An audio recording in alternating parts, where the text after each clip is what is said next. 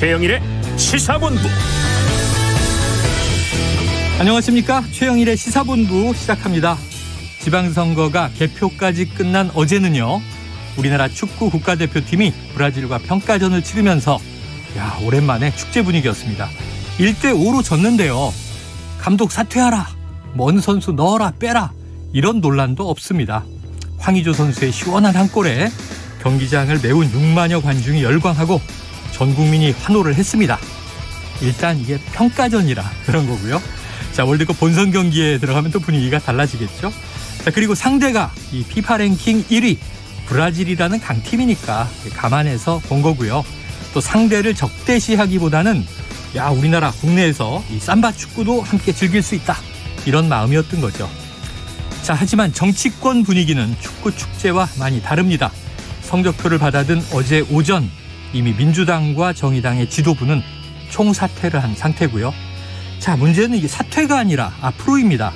누가 다시 총대를 맬 것인가, 어떤 방향으로 어떻게 혁신할 것인가, 이게 만만치가 않아 보입니다.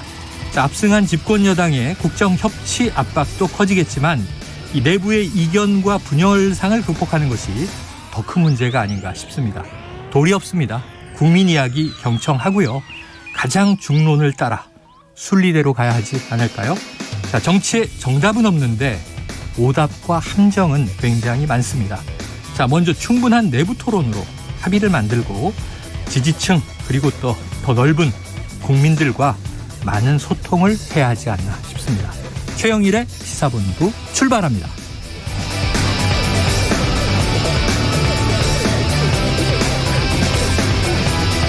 네, 1부에서는요, 오늘의 핵심 뉴스를 한입에 정리해드리는 한입뉴스 만나실 수 있고요. 2부 10분 인터뷰, 자, 변상욱 기자와 함께 6.1 지방선거 관련 언론 보도를 분석해 보려고 합니다. 이어서 여론 오락관 몇 대 몇, 그리고 스포츠 본부 준비되어 있습니다. 한입에 쏙 들어가는 뉴스와 찰떡궁합인 디저트송 신청 기다리고 있으니까요. 오늘 뉴스에 어울리는 노래가 있으면 문자 샵 9730으로 자유롭게 보내주십시오. 오늘의 디저트송 선정되신 분께는 커피 쿠폰 보내드립니다. 짧은 문자 50원, 긴 문자는 100원입니다.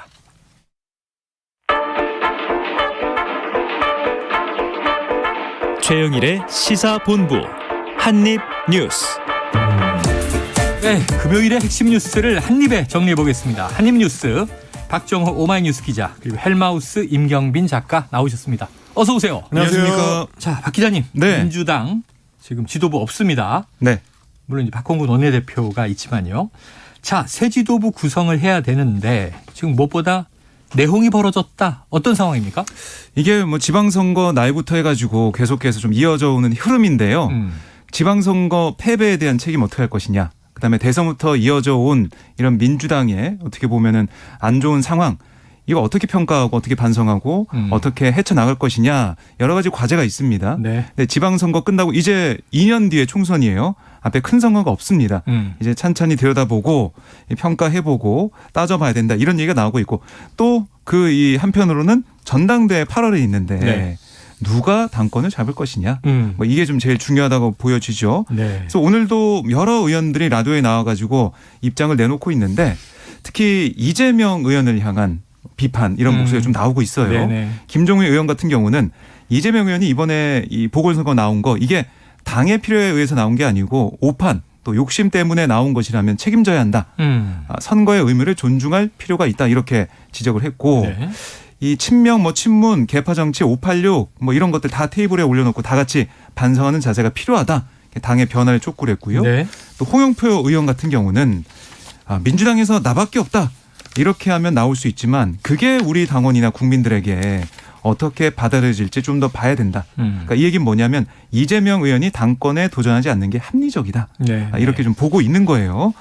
그리고 이 사실은 홍영표 의원 포함해서 전해철 의원이나 아니면 이낙연 전 대표나 어제 계속해서 똑같은 얘기 들었죠. 젖잘싸. 네. 졌지만 잘 싸웠다. 이 얘기를 반복하면서 평가에 인색하고 또 더 나아가서 책임질 사람이 책임 안 지면 안 된다, 이런 얘기를 했는데 네. 그 연장선상에 좀 흐름이 있는 걸로 보이고요. 예. 반면에 지금 민주당의 정개특위 공동위원장 맡고 있는 정봉주 전 의원은 네. 이재명 책임론, 여기에 대해서 이재명 혼자만의 책임이냐 이게 반문했어요. 네네.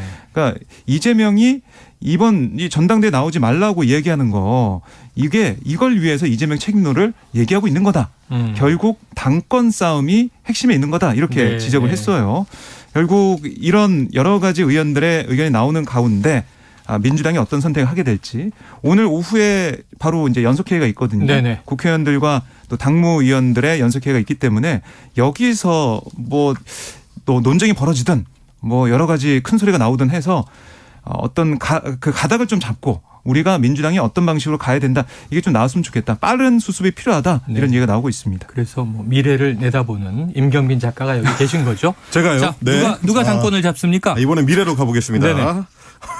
민주당의 당권. 이게 사실 이제 갈림길이 이제 세 개가 있는데 세 민주당 개가, 내에서 전당대회를 원래 일정대로 치르면 이제 8월 말이 되는 거고 조기 전당대회를 하자. 어차피 지금 지도부가 네네. 리더십이 공백 상태니까 예. 빨리 이 사태를 수습해야 된다. 그래서 조기 전당대회를 하자, 땡겨서 하자는 좀 여론이 예. 있고 또 하나는 이거는 당 쇄신 논의를 마무리한 뒤에 지도부를 거기에 맞춰서 이제 뽑아야 된다. 네네. 그러니까 아예 좀 미뤄야 된다. 이런 쪽이 있습니다. 그래요? 비대위 체제를 쇄신 비대위로 좀 연장을 시키면서 네네네. 전당대회 자체를 미루자.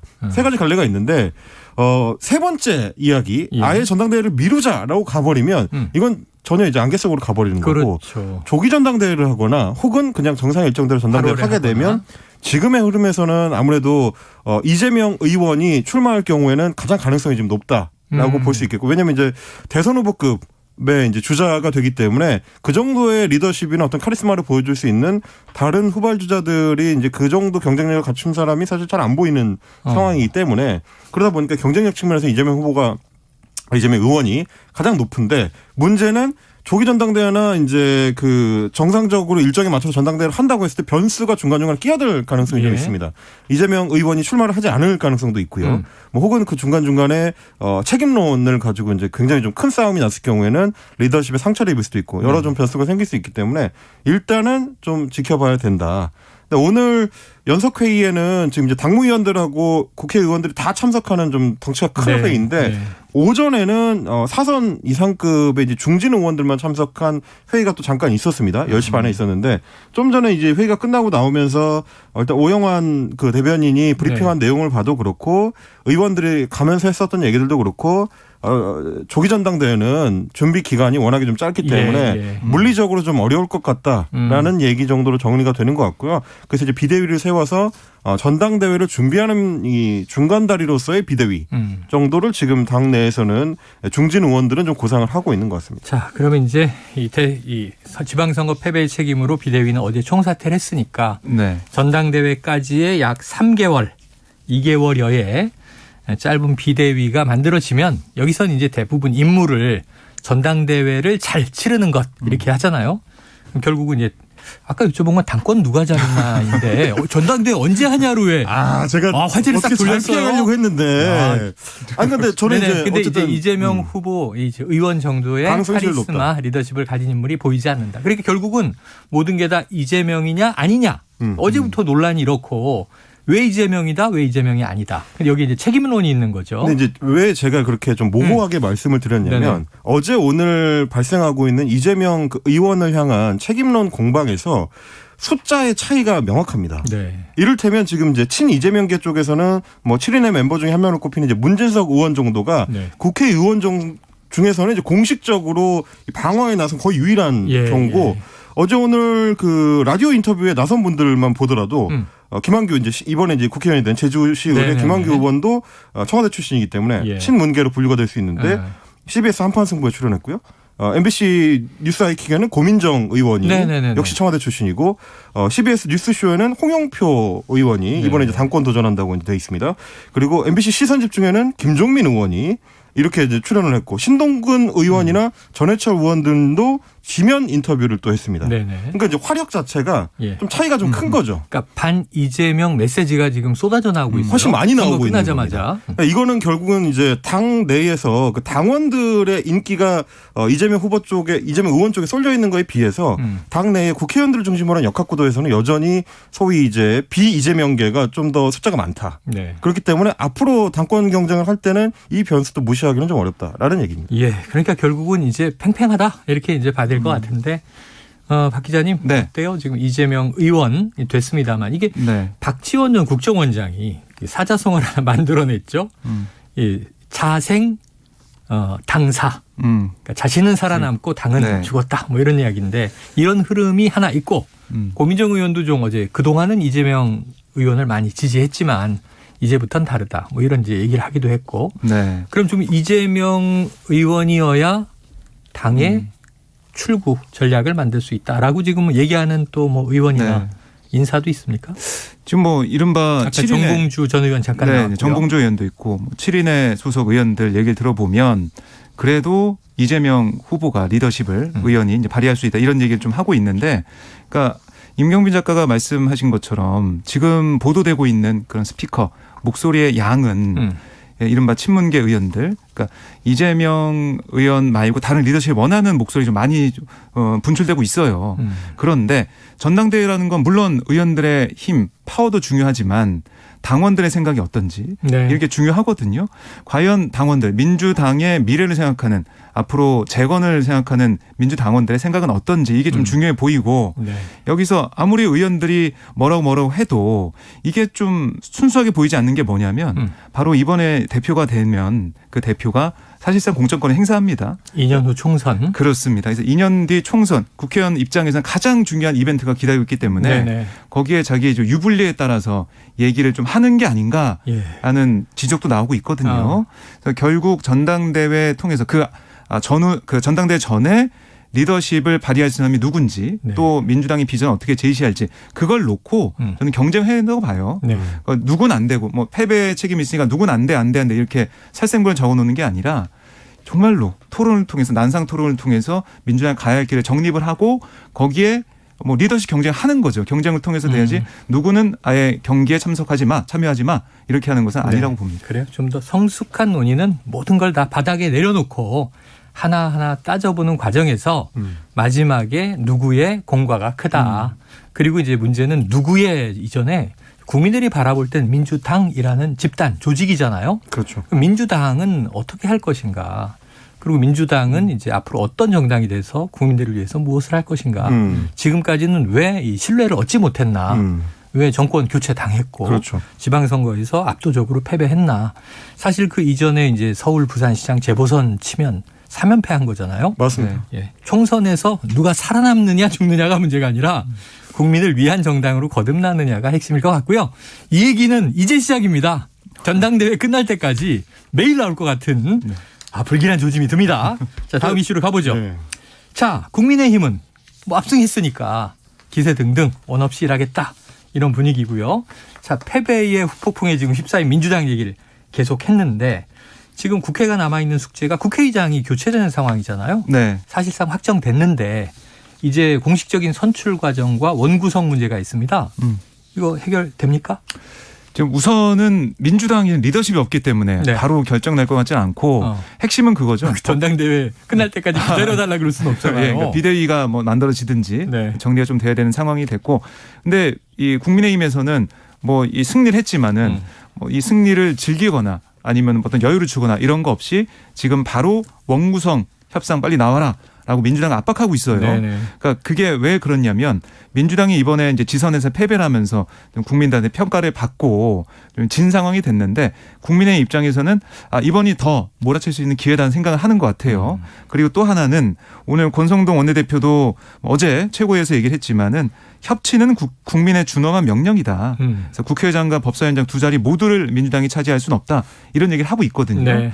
이 원내 상황, 그러니까 국회 상황에서도 법사위원장 자리를 1년 전에 약속한 것처럼 국민의힘이 가져오는 게 순리에 맞고 그래야 협치가 되는 거고 그래야 지방선거 민심을 반영하는 거다. 이렇게 계속 강조를 하고 있어요. 그러니까 어떻게 보면 민주당이 내부 사정 때문에 좀 힘든 가운데 밖에서는 또 국민의힘이 몰아치고 있는 상황이 된 거죠. 네네. 민주당 입장에서 좀 어려운 상황이 되고 국민의힘 입장에서는 지금 이 승리의 기세를 몰아서 우리가 얘기했던 것들 좀 다 취하겠다. 네. 이런 얘기를 하고 있는 겁니다. 자, 당신들은 졌으니까 우리가 주장했던 것을 들어달라. 이렇게 관철시키는 압박인데 자, 그냥 간단하게 임 작가님. 네. 자, 이 법사위원장 넘겨줍니까? 왜 저한테는 이렇게 간단하게만 질문하시는 거죠? 네, 아니오로 답해 주세요. 법사위원장을 넘겨줄 것이냐? 네네. 그것도 지켜봐야 됩니다. 그러니까 이게 왜 그러냐면 국민의힘의 그 논지는 그런 겁니다. 이번 지방선거 자체가 국민의힘과 그리고 이제 새로 정부가 꾸려진 거에 대해서 안정론 쪽에 국민들이 결국 힘을 실어준 거기 때문에 그런 셈이죠. 기존에 이제 민주당에서 주장했던 국회가 새 정부에 대한 어떤 견제 역할에 좀 더 집중해야 된다라는 논리가 약해졌다는 게 이제 국민의힘 그리고 이제 권성동 원내대표의 주장인 거고요. 그 견제 논리의 핵심이 국회의장 자리와 법사위원장 자리를 민주당이 다 가져가게 되면 다수당이 다 갖겠다. 그렇습니다. 뭐 입법 권력이 이제 확실하게 넘어가는 거니까 행정 권력에 대한 견제 장치로서는 그만한 게 없죠. 근데 지금 이제 선거 결과를 통해서 드러난 그 민심을 그러면 배신하는 셈이 된다. 그러니까 법사위원장 정도는 여당한테 넘겨주는 게 이제 맞다. 왜냐하면 의회 권력 자체는 여전히 168석에 그 민주당에서 가지고 있기 때문에 그런 이제 주장을 하고 있는 건데 민주당 입장에서는 뭐 국회의장 자리는 어차피 투표로 결정하는 거니까 그냥 표싸움을 해도 원래 민주당이 가져가는 거고 법사위원장 자리는 이제 원구성 협상을 통해서 어느 위원장을 어떻게 배분할 건지를 따로 협상을 통해서 결정하는 거 이게 별개다. 이런 주장을 하고 있는 거거든요.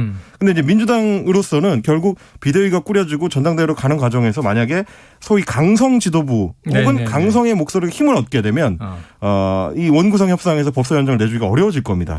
그런 부분을 지켜봐야 되기 때문에 지금 현재 상황에서 저한테 줍니까 안 줍니까를 물어보셔봐야 소용이 없다. 자, 그럼 강성 지도부가 잡습니까? 그 강성은 누굽니까? 그러니까 저는 지금 분위기에서는 민주당에서 그렇게 쉽게 이제 바로 강성 쪽으로 넘어가기는 어려울 것 같다고 생각을 하긴 합니다. 그러면 패배했기 때문에 그렇습니다. 조홍천 의원도 그래서 이제 오늘 오전에는 법사위원장 문제에 대해서 협의할 가능성을 좀 열어놓는 발언을 한 건데 그렇게 갈 가능성도 상당히 있다 이렇게 보입니다. 사실은 이 얘기를 들어봤을 때 이제 국민의힘 분들이 우리가 겪어본 일이다. 이제 탄핵, 그렇죠. 박근혜 전 대통령 국정농단 이후에 우리가 내리사연패를 하면서 다 겪었던 일이다. 그때 당내가 얼마나 혼란했느냐. 근데 수습이 안 되더라. 이런 얘기를 해요. 결국 시간이 흘러야 그게 되더라.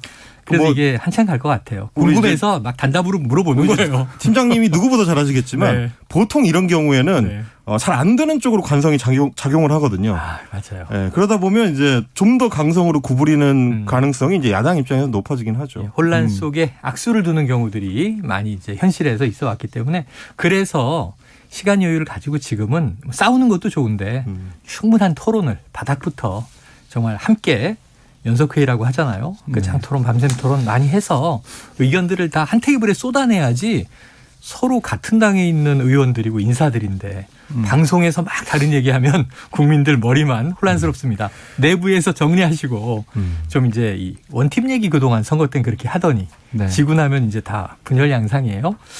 알겠습니다. 이 법사위 문제 쉽지 않네요. 전 패배했기 때문에 법사위원장 그래 이번엔 여당이 하십시오. 그럴 줄 알았는데 결국 이제 법사위원장 자리가 워낙에 중요한 자리고 상원이라는 얘기를 듣는 자리이기 때문에 그동안 체계작구 심사 과정에서 뭐 그것만 하면은 되는데 법사위가 이제 그 넘어 일을 해왔다라는 거잖아요. 법안 움켜쥐고 뭐 넘기지 않고 이런 걸 해왔고 그런 우려가 있기 때문에 얘기 나왔는데 법사위에 대한 개혁, 혁신 이걸 좀 담보를 해서 어떤 정당이 법사위원장을 해도 이게 법안을 뭐 일부러 가지고 있거나 아니면은 어떤 걸 좀 뒤에서 만들어서 하거나 이런 우려를 씻을 수 있는 게 담보가 된다면 이것도 아마 민주당 입장에서도 여러 가지 여지가 생기지 않을까 생각이 듭니다. 그리고 이제 민주당 입장에서 이제 국민의힘이 줄 수 있는 뭐 협치의 카드라는 게 있거든요. 왜냐하면 이제 앞으로는 2년 동안 큰 선거가 없기 때문에 법안을 둘러싸고 이제 첨예하게 부딪힐 사안이 많지 않은데 딱 하나 있습니다. 국회 사법개혁 특별위원회를 구성하는 문제가 걸려 있습니다. 사개특위. 소위 이제 검찰 수사권 분리 법안이 이미 통과가 된 상태에서 사개특위가 구성이 돼서 이제 나머지 절차를 완료를 해야 되는데 지금 이제 국민의힘에서 이제 구성에 협조를 하지 않고 있는 상황이기 때문에 우리는 반대 입장이다. 그렇습니다. 이 부분을 국민의힘에서 내주고 법사위원장으로 합의하자라고 나올 가능성도 여전히 있다. 역시 정치를 잘하는 고수세요. 사개특위와 법사위를 함께 연계해서 딜할 수 있다.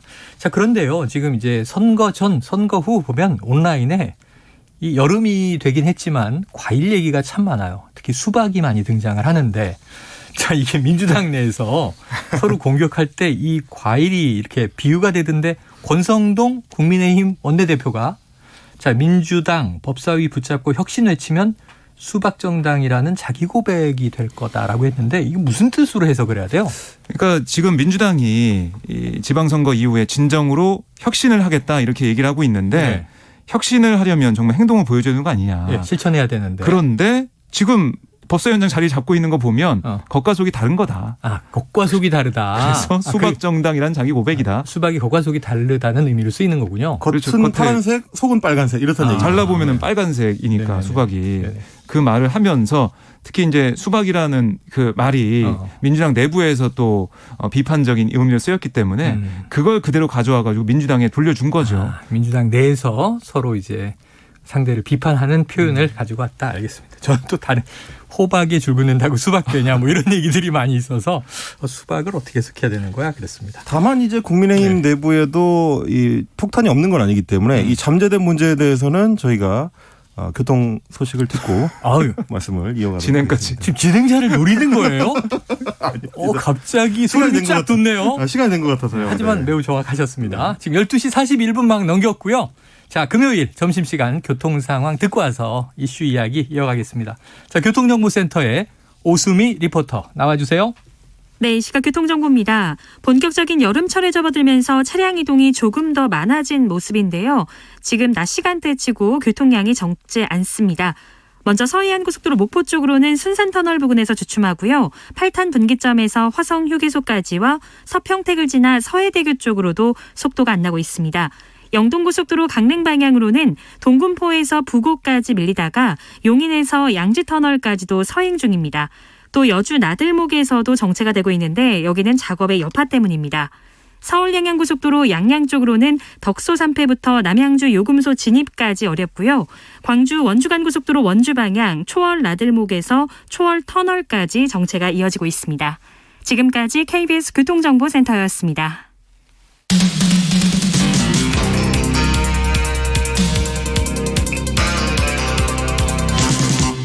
최영일의 시사본부.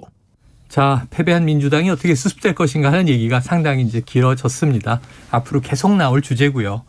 혼란의 과정을 거치게 된다면 매일매일 또 메시지가 바뀌겠죠. 당내 입장도 여러 가지일 것 같고. 자, 정부 여당 쪽 이야기도 좀 해봐야 될 것 같습니다. 뭐 대승을 거뒀는데 지금 그 이준석 대표는 혁신위 얘기를 꺼냈는데 네. 지금 어제 안철수 의원이죠, 이제 그렇죠. 전화 통화를 하면서 당권 도전하시느냐 그랬는데 그 전에는 선거에만 나는 당선에만 관심을 두겠다. 당선되셨잖아요. 네. 근데 어제도 뾰족하게 얘기는 안 하셨는데 느낌은 다 할 것 같다. 내년입니다. 그렇죠. 이준석 대표는 당권 재도전할까? 당대표에 또 재도전을 한다. 이건 또 쉽지 않은 이례적인 상황인데 혁신위는 왜 나온 거예요? 그러니까 이준석 대표 같은 경우는 뭐 마찬가지예요. 그러니까 국민의힘 기조가 겸손하게 좀 이 국민들의 선택을 두려움을 가지고 지켜보면서 네네. 더 우리 내부의 문제들을 더 들여다보고 혁신하고 그러니까 우리의 계속 쇄신한 모습을 보여주겠다. 그러니까 국민 앞에 정말 자만하지 않는 오만하지 않는 모습을 보여주겠다.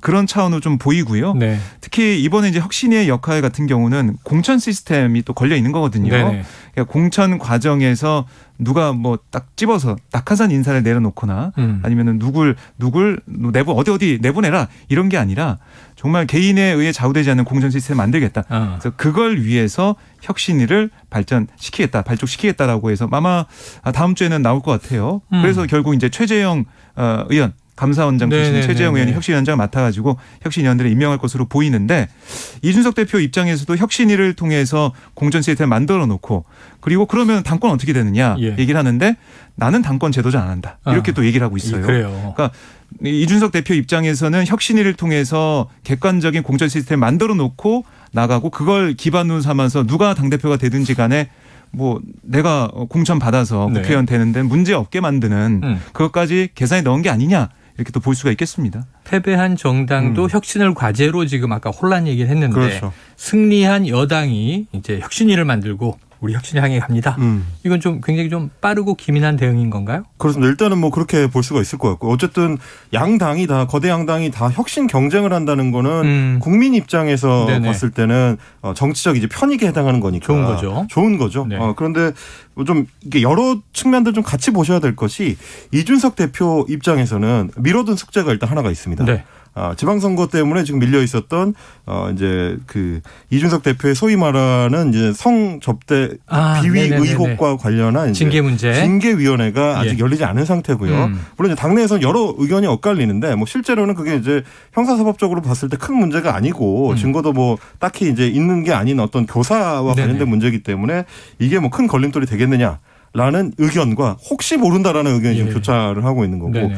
그러다 보니까 당 내에서는 오죽하면 이준석 대표가 조만간 그만두는 거 아니냐 좀 일찍 네네. 생각보다 내년 6월까지가 임기인데 예. 그 전에 혹시 어떤 다른 움직임이 있을 가능성이 있다라는 얘기도 나오고 있던 와중이기 때문에 그래서 이준석 대표가 지방선거에서 승리하자마자 그 기세를 몰아서 이제 혁신위를 띄운 게 여러 가지 포석이 이제 겹쳐 있다라는 얘기들도 나옵니다. 근데 왜 그러냐면 지금 민주당 입장에서의 혁신이나 국민의힘 입장에서 혁신이나 말은 혁신이지만 네. 실제 의미는 내후년에 있을 국회의원의 공천권을 의미합니다.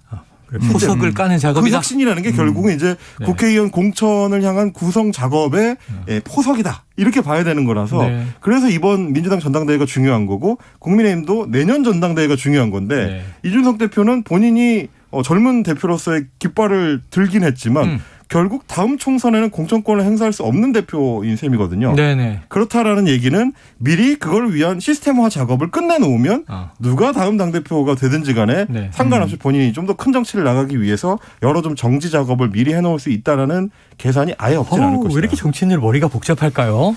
성접대가 사실이면 정치인으로 끝인 거고요. 그게 아니면은 이제 정치 생명이 있고 그렇죠. 이준석 대표 젊으니까 할 일 많잖아요. 공천권을 행사하는 문제가 아니라 다음 총선에 나가서 그렇죠. 당선돼야 되는 거 아닙니까? 근데 그게 왜 이제 공천이라고 제가 말씀을 드렸냐면 오늘 아침 라디오 그 CBS 라디오에 출연해서 했었던 얘기 중에 눈에 확 들어왔던 게 뭐냐면 당대표 임기 1년쯤 뒤에 끝나면 상계동 그러니까 본인 지역구죠. 상계동에서 네네네네. 당선되는 게 목표인데 이분이 지도부가 되면 내가 상계동에서 또 떨어질 수도 있다라는 위기감이 들면 그때는 어떤 형태로든지 개입할 것이다. 이런 얘기를 했습니다. 이건 다른 말로 하면 그 시점에 국회의원 공천이 어떻게 돌아가는지가 굉장히 중요하다라는 얘기가 통하거든요. 이번 혁신 작업도 그런 의미에서 봐야 되고 그래서 초선인데 게다가 보궐선거로 당선이 된 최재형 의원 그전에 감사위원장이었습니다. 그렇죠. 이런 여러 가지 의미에서 이 둔 포석일 가능성이 있다. 뭐 좀 정치권에 어찌 보면 나쁜 의미로서의 무리 들지 않고 그래도 공정해 보이는 최재형 전 감사원장 그렇죠. 이제 의원 배지를 다셨는데 개파색도 약하고요. 예, 개인에 의해 좌우되지 않는 공천 시스템을 만들겠다. 이 공정한 거 만들겠다는 거잖아요. 네. 결국은 민주당도 그래야 되는 것이고. 그렇습니다. 자, 그런데 결국은 이게 저는요. 개인에 의해 좌우되지 않는 공천 시스템을 만들겠습니다. 이렇게 얘기하니까 그동안은 개인에 의해 좌우됐구나. 사천이었다는 이런 얘기인데 생각을 하게 된단 네. 말이에요. 국민들의 인식이라는 게 이렇다는 것. 여야 모두 거대 정당들이 공천에 대한 불신. 지금 이 호남 지역은 의외로 무소속 돌풍이라고 어제도 얘기 드렸는데 그것도 또 이제 민주당의 텃밭이라고 불렀지만 공천은 공정했는가 이런 문제를 던지고 있지 않습니까? 자, 윤석열 대통령은 승리, 정당의 승리를 입에 담을 상황이 아니다. 왜 이런 네. 이야기를 했습니까?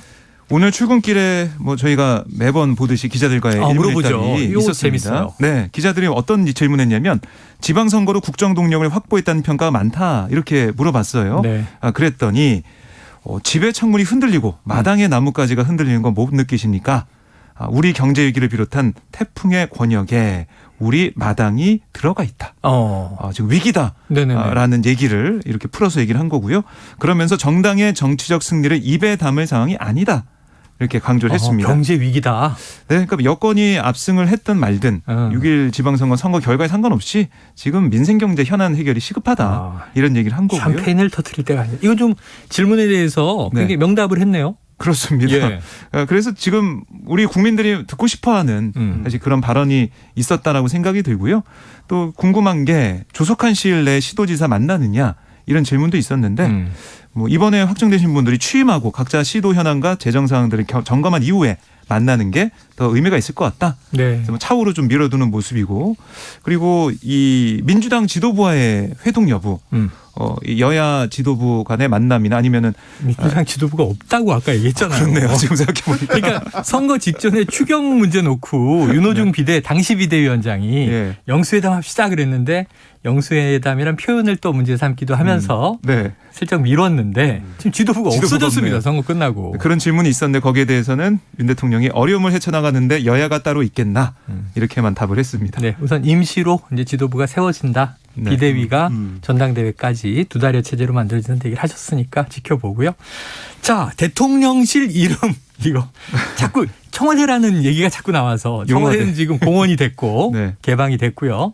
용산 대통령실, 대통령 집무실 이렇게 부르는데 드디어 이 공모한 이름이 나왔네요. 네, 지금 한 3만 개 정도 후보작을 어우, 국민들에게 네네. 받았어요. 오, 많다. 받아서 지금 대통령실 새 이름 위원회가 이걸 심의 선정을 했어요. 네네. 그래서 5개 후보작을 출연했습니다. 5개. 네, 한번 들어보시죠. 예. 국민의 집, 음. 국민청사, 민음청사, 바른누리, 이태원로 22 이렇게 5개 이름이 후보로 올라왔습니다. 국민의 집, 국민청사, 국민이 주인이다 이런 의미. 민음청사는 무슨 뜻이에요? 민음청사는 잘 이제 듣고 국민의 국민들의 목소리. 소리를 듣는 관청이다. 예. 자, 이런 거고. 이게 장명 전문가 임경미 작가님 제가요? 뭘로 결정됩니까? 5개 중에 뭘로 뭡니까? 결정될지는 사실 네. 예전에 정해져 있었다고 저는 생각을 하는데 아, 저희가 그래요? 사실 이 시간에도 한번 말씀드렸어요. 피플스 하우스? 예, 외신 인터뷰를 할 때 네네. 대통령 그때는 당선인이지만 예, 본인이 예. 직접 피플스 하우스 그러니까 국민의 집이라고 이야기를 했기 때문에 네네. 사실은 그때 저희가 했었던 농담이 뭐냐면 부장님이 뭐 난 짜장 뭐 마음대로 시켜 이렇게 네네. 되면 모두가 짜장을 네네. 시키게 되는 그런 분위기가 되지 않겠느냐라고 예, 예. 예상을 했는데 그래서 아마 이제 결정은 국민의 집이 될 것 같은데 국민의힘은 정당 이름인데 그건 그러니까요. 너무하잖아요. 벌써 저도 헷갈리지 않습니까? 네네. 저희는 사실 좀 이제 뉴스를 전해드리는 입장에서 좀 안타까웠던 건 뭐냐면 대통령실이 사실 정확한 건데 네. 이게 글자가 4개예요. 그전에는 청와대. 네, 3개였어요. 그러니까 뭐 언어의 경제성 측면에서 조금 더 이제 쉬웠는데 말하기가 쉬웠는데 네네. 대통령실이 좀 길어서 줄일 수 있게 한 3글자 정도로 했으면 좋겠다라고 네네네. 했는데 지금 후보가 올라온 게 없습니다. 3글자짜리가 없고 심지어 네 글자. 이태원로 22는 이거를 뉴스에서 전해드리기는 좀 어렵지 않을까. 그래서 개인적으로 이태원로 22에서는요. 이거 그러네요. 제 개인적으로 이제 취향을 말씀드리자면 네. 민음청사를 해서 줄여서 민음청 정도로 하면 민음청. 약간 비슷하게 할 수 있지 않을까. 민청 이렇게 줄일 수도 있겠네요. 민청으로요. 네. 네, 국민의 목소리를 듣는다. 민청. 국민의 집은 굳이 한자로 줄이면 민가. 이렇게 되는 거. 죄송합니다. 네. 자, 이런 이 중에서 하나로 결정이 될 것인데 의견이 분분할 것 같네요. 네. 이거는 누가 낙점할까요? 그러니까 이게 지금 국민들의 선호도 조사를 해요.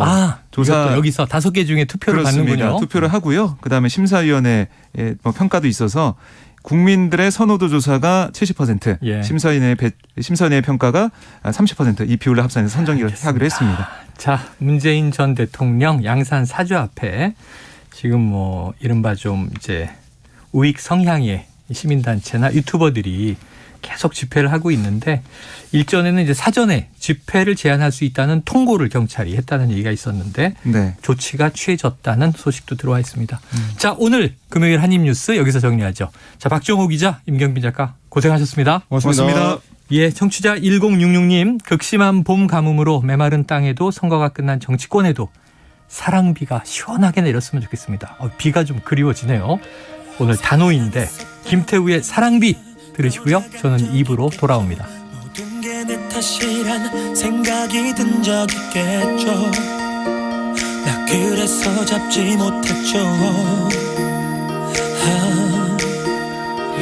이런 아픔쯤은 모두 잊을 수 있을 거라 다른 사랑이 찾아올 거라 생각했었죠. 왜 그런데 잊질 못하죠. 그저 하늘 바라보며 외치죠. 다시 한번 나를 사랑해줘.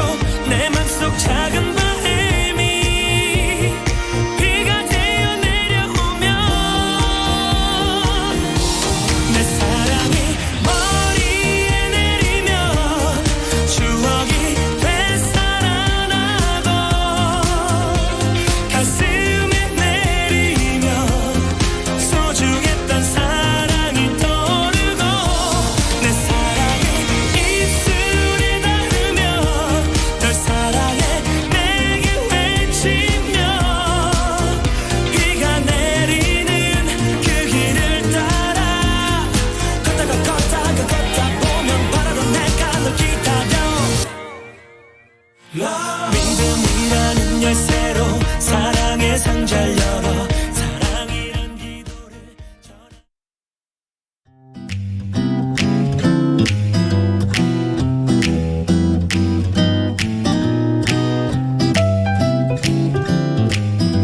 안녕하세요.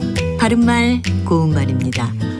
KBS 1텔레비전에서 방송되고 있는 우리말 겨루기에서 나왔던 문제를 짚어보겠습니다. 오늘은 뜻풀이를 듣고 거기에 해당하는 표현을 맞히는 문제입니다. 고유어 명사로 남의 자잘한 일을 보살펴서 도와줌 또는 그런 일을 뜻하기도 하고 이를 치러내는 일을 뜻하기도 하는 사음절로 된 표현 무엇일까요? 출연자의 답에는 뒷바라지, 치닥거리, 허드렛일 등이 있었는데요. 이 중에서 정답은 치닥거리입니다. 치닥거리의 기본 의미는 일을 치러내는 일이고요.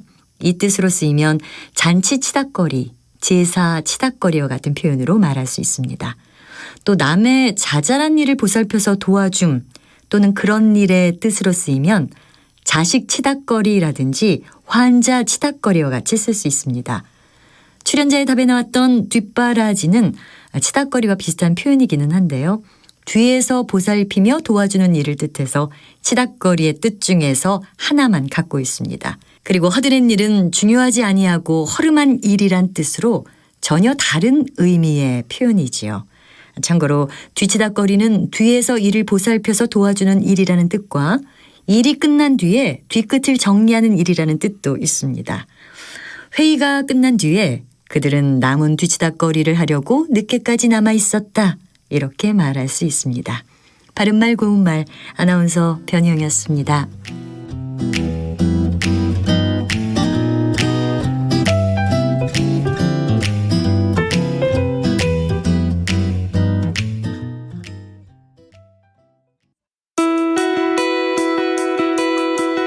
소나무림 같은 경우는 산불이 나게 되면 가사 끌 수가 없을 정도로 강력합니다. 깊이 있는 뉴스, 한꺼번에 이러다가 전생의 콜벌이 다 사라지면 그건 어떡하지? 이제 색다른 이야기, 이 장애계에서는 더 이상 이런 의학적 기준에 따라서 이 서비스를 제공하지 말고 이 장애인의 욕구 다양한 시선 모두 담았습니다. 평일 저녁 7시 20분 KBS 열린 토론.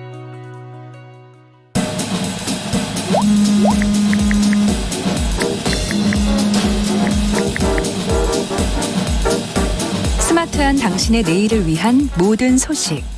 김성환의 시사야에서 알차게 준비했습니다. 평일 밤 10시 5분 KBS 1라디오 시사평론가 김성환과 함께합니다.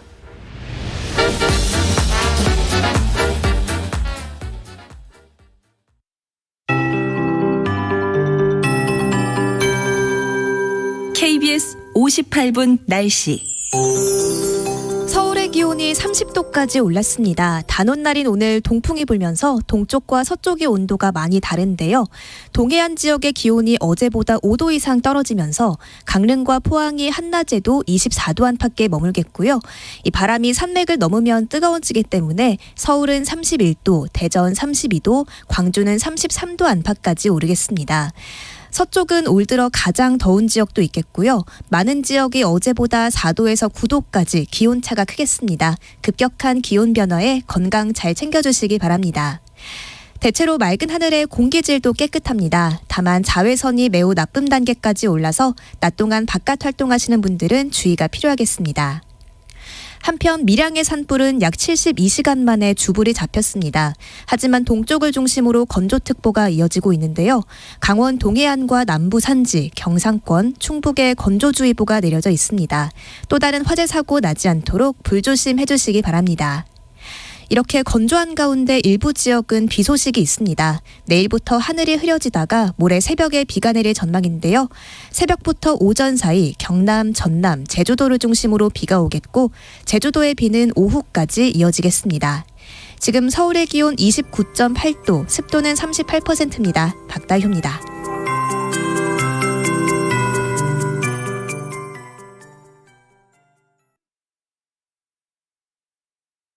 정성을 다하는 국민의 방송 KBS가 한시를 알려드립니다. AM 711kHz, FM 97.3MHz, KBS 1라디오입니다. HLKA.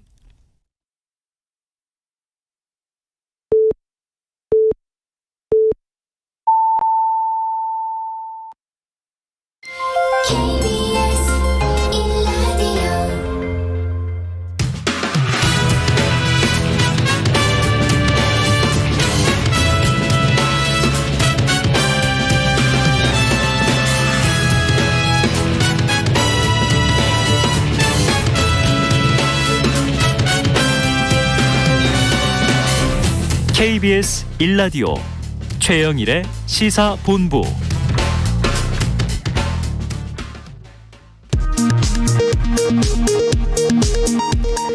이 시각 라디오 정보센터 뉴스입니다. 성김 미국 국무부 대북 특별대표는 미국은 북한이 7차 핵실험을 위해 풍계리 핵실험장을 준비 중인 것으로 평가한다고 밝혔습니다. 김 대표는 오늘 한미일 북핵 수석대표 협의에서 한국, 일본과 긴밀한 협력을 통해 모든 상황에 준비할 것이라고 말했습니다. 코로나19 백신 미접종자가 해외에서 한국으로 입국했을 때 이행해야 했던 7일간 격리 의무가 오는 8일부터 해제됩니다. 또 정부는 인천공항의 항공 규제를 8일부터 전면 해제하고 항공 수요에 따라 항공편이 적게 운영되도록 하겠다고 밝혔습니다. 전 세계가 1970년에서 1980년 초반에 겪었던 오일 쇼크 수준 또는 이보다 더한 최악의 에너지 위기에 빠질 수 있다고 CNN 비즈니스가 보도했습니다. 중소벤처기업부는 4일부터 현충일인 6일까지 이어지는 연휴 기간에도 코로나19 소상공인 손실보전금 신청 지급을 계속한다고 밝혔습니다. 중개부에 따르면 신속 지급 대상 348만 개 업체 중 23만 개 업체가 아직 손실보전금을 신청하지 않았습니다. 지금까지 라디오 정보센터 뉴스 정한나였습니다.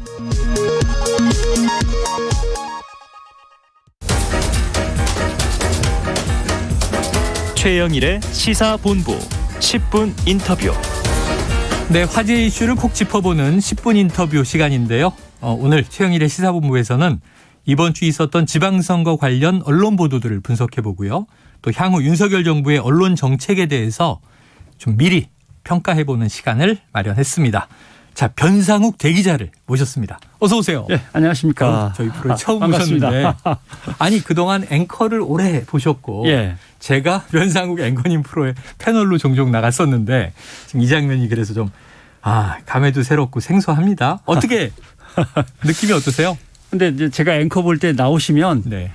아무거나 막 물어도 알아서 대답하겠지. 네. 뭐 내가 할 게 뭐야. 네. 나만 아니면 돼. 예. 알아서 고생 좀 하셔. 이렇게 해서 막 물었는데 네네. 이렇게 자리가 바뀌니까 네. 착하게 살 걸. 착하게 살 걸. 약간 취조받으시는 느낌이신 것 같아요. 근데 하지만 오늘 유튜브로 보시는 분들은 야 너무 멋지게 옷을 입고 오셔서 정말 오늘 이 방송 끝나고 클럽 가실 것 같아요. 아닌데. 알겠습니다. 예. 자, 지금 본격적으로 얘기 들어가면 예. 개표 방송 바로 어제, 예. 그제에서 어제로 넘어오는 밤이었습니다. 궁금합니다. 예. 언론 전문가시니까 어느 방송국의 방송을 시청하셨습니까? 제가 개표 방송을 새벽 1시까지 하다 보니까 네네. 5개 TV 방송을 계속 보고 있었습니다. 모니터에서 쭉. 예. 스튜디오에 계셨군요. 예, 스튜디오에서 5개 방송을 쭉 보니까 네네. 잘하고 못하고 확실히 확연히 드러나더군요. 예. 방송사 비교를 하셨군요. 예. KBS 여기 나왔다고 하는 얘기가 아니고 네네. 잘했습니다. 잘했다. 아마 시청률도 가장 높게 나왔고 월등하게 네. 그랬는데 뭐 물론 드론도 엄청나게 300대를 띄우셨고 난리가 났는데 네. 첫 번째는 너무 요란한 그래픽 위에다가 사람이 등장하고 숫자가 나가니까 네네네. 현란해서 못 보겠는데 화면이 너무 현란하다. KBS는 현장 화면들이 많더라고요. 어떤 그 지역의 이제 모습들이 많이 비춰져서 네네. 오히려 더 신선하고 눈도 시원하고 네. 했고 또 하나 제일 높이 평가하는 것은 뭐 나중에도 그런 얘기가 나왔습니다만 패널들의 남녀 비중을 그래도 정확하게 맞췄다. 이거 예전에 지적받았던 건데 KBS가 고치겠다고 약속했거든요. 네네네. 그래서 그 약속을 정확하게 지킨 것만 해도 대단히 이번엔 높게 평가해 주고 싶다라는 생각을 하고 공영방송이니까 가능한 한 선거와 개표 방송에서 소외되지 않도록 누군가가 소외되지 않도록 하는 게 제일 중요한데 그래서 제가 늘 강조하던 게 토론 방송이 있으면 후보들이 쭉 나올 거 아닙니까? 그렇죠. 그럼 한 명마다 수어 통역사를 각각 붙여야 된다. 왜냐하면 서로 막 싸우면은 그걸 혼자서 수어 통역을 하려면 어렵죠. 그러니까 뭐 청각장애인도 있고 시각장애인도 있고 하니까 투표나 개표 방송에서 항상 그런 것들이 지켜져야 된다는데 이번에 KBS 신경 많이 써줬고 성별 비율까지 맞추려고 애쓴 걸로 봐서 대단히 노력했구나 하는 생각했습니다. 보통 나오시는 패널들이 그냥 KBS 좋았어요. 잘했어요. 그래요? 굉장히 예리하게 짚어주셔서 지금 아니, 저희 뭐 시사본부 하는 이주영 PD도 그날 라디오에서 거의 밤을 샜거든요. 야, 이렇게 이제 꼼꼼하게 짚어주시니까 칭찬도 좀 진정성이 있어 보이고. 지금 말씀하신 동안 제가 공영방송의 이제 시사 프로 진행자인데 옷매무새를 이렇게 여미게 되네요. 그동안 방송을 막 했는데 신경 쓰도록 하겠습니다. 자, 그런데 뭐 다 특성이 있겠죠. 선호도 다를 것 같고. 결과 분석은 너무 많이 해서 다른 관점으로 선거 이야기를 여쭤보려고 하는데 자, 이번 지방선거 기간 동안에 보도된 기사들 뭐 쏟아져 나왔지 않습니까? 전반적으로 어떻게 좀 분석하셨어요? 뭐 요약해서 간단하게 설명드리면 시간 관계상 정책 공약을 다룬 기사를 이제 기간별로 조사를 했는데 한 기간만 예를 든다면 정책 공약이 23% 나왔습니다. 그다음에 후보가 어디를 갔다 무슨 행사를 벌였다가 한 16%. 후보자는 이런 사람이다는 10%. 예. 정당 후보들의 선거 전략 이렇게 해서 이렇게 공략하려고 한다라가 9%. 비율이 안 맞습니다. 사실은 정책 공약이 한 4, 50 가고 가장 높은 비중으로 후보자에 대한 정보도 한 2, 30 가고 나머지가 후보가 어디 가서 무슨 행사를 하더라 이벤트 정보 이런 거 짤막짤막하게 붙으면 되는데 이게 거의 사실 비중이 비슷하게 나간 거나 마찬가지입니다. 그래서 잘못됐다라고 하는 거고 그다음에 지방선거에 대해서 물어봐야 되는데 누구한테 물어보는 게 맞겠는가. 근데 다 후보하고 정치인한테 가서 물어봅니다.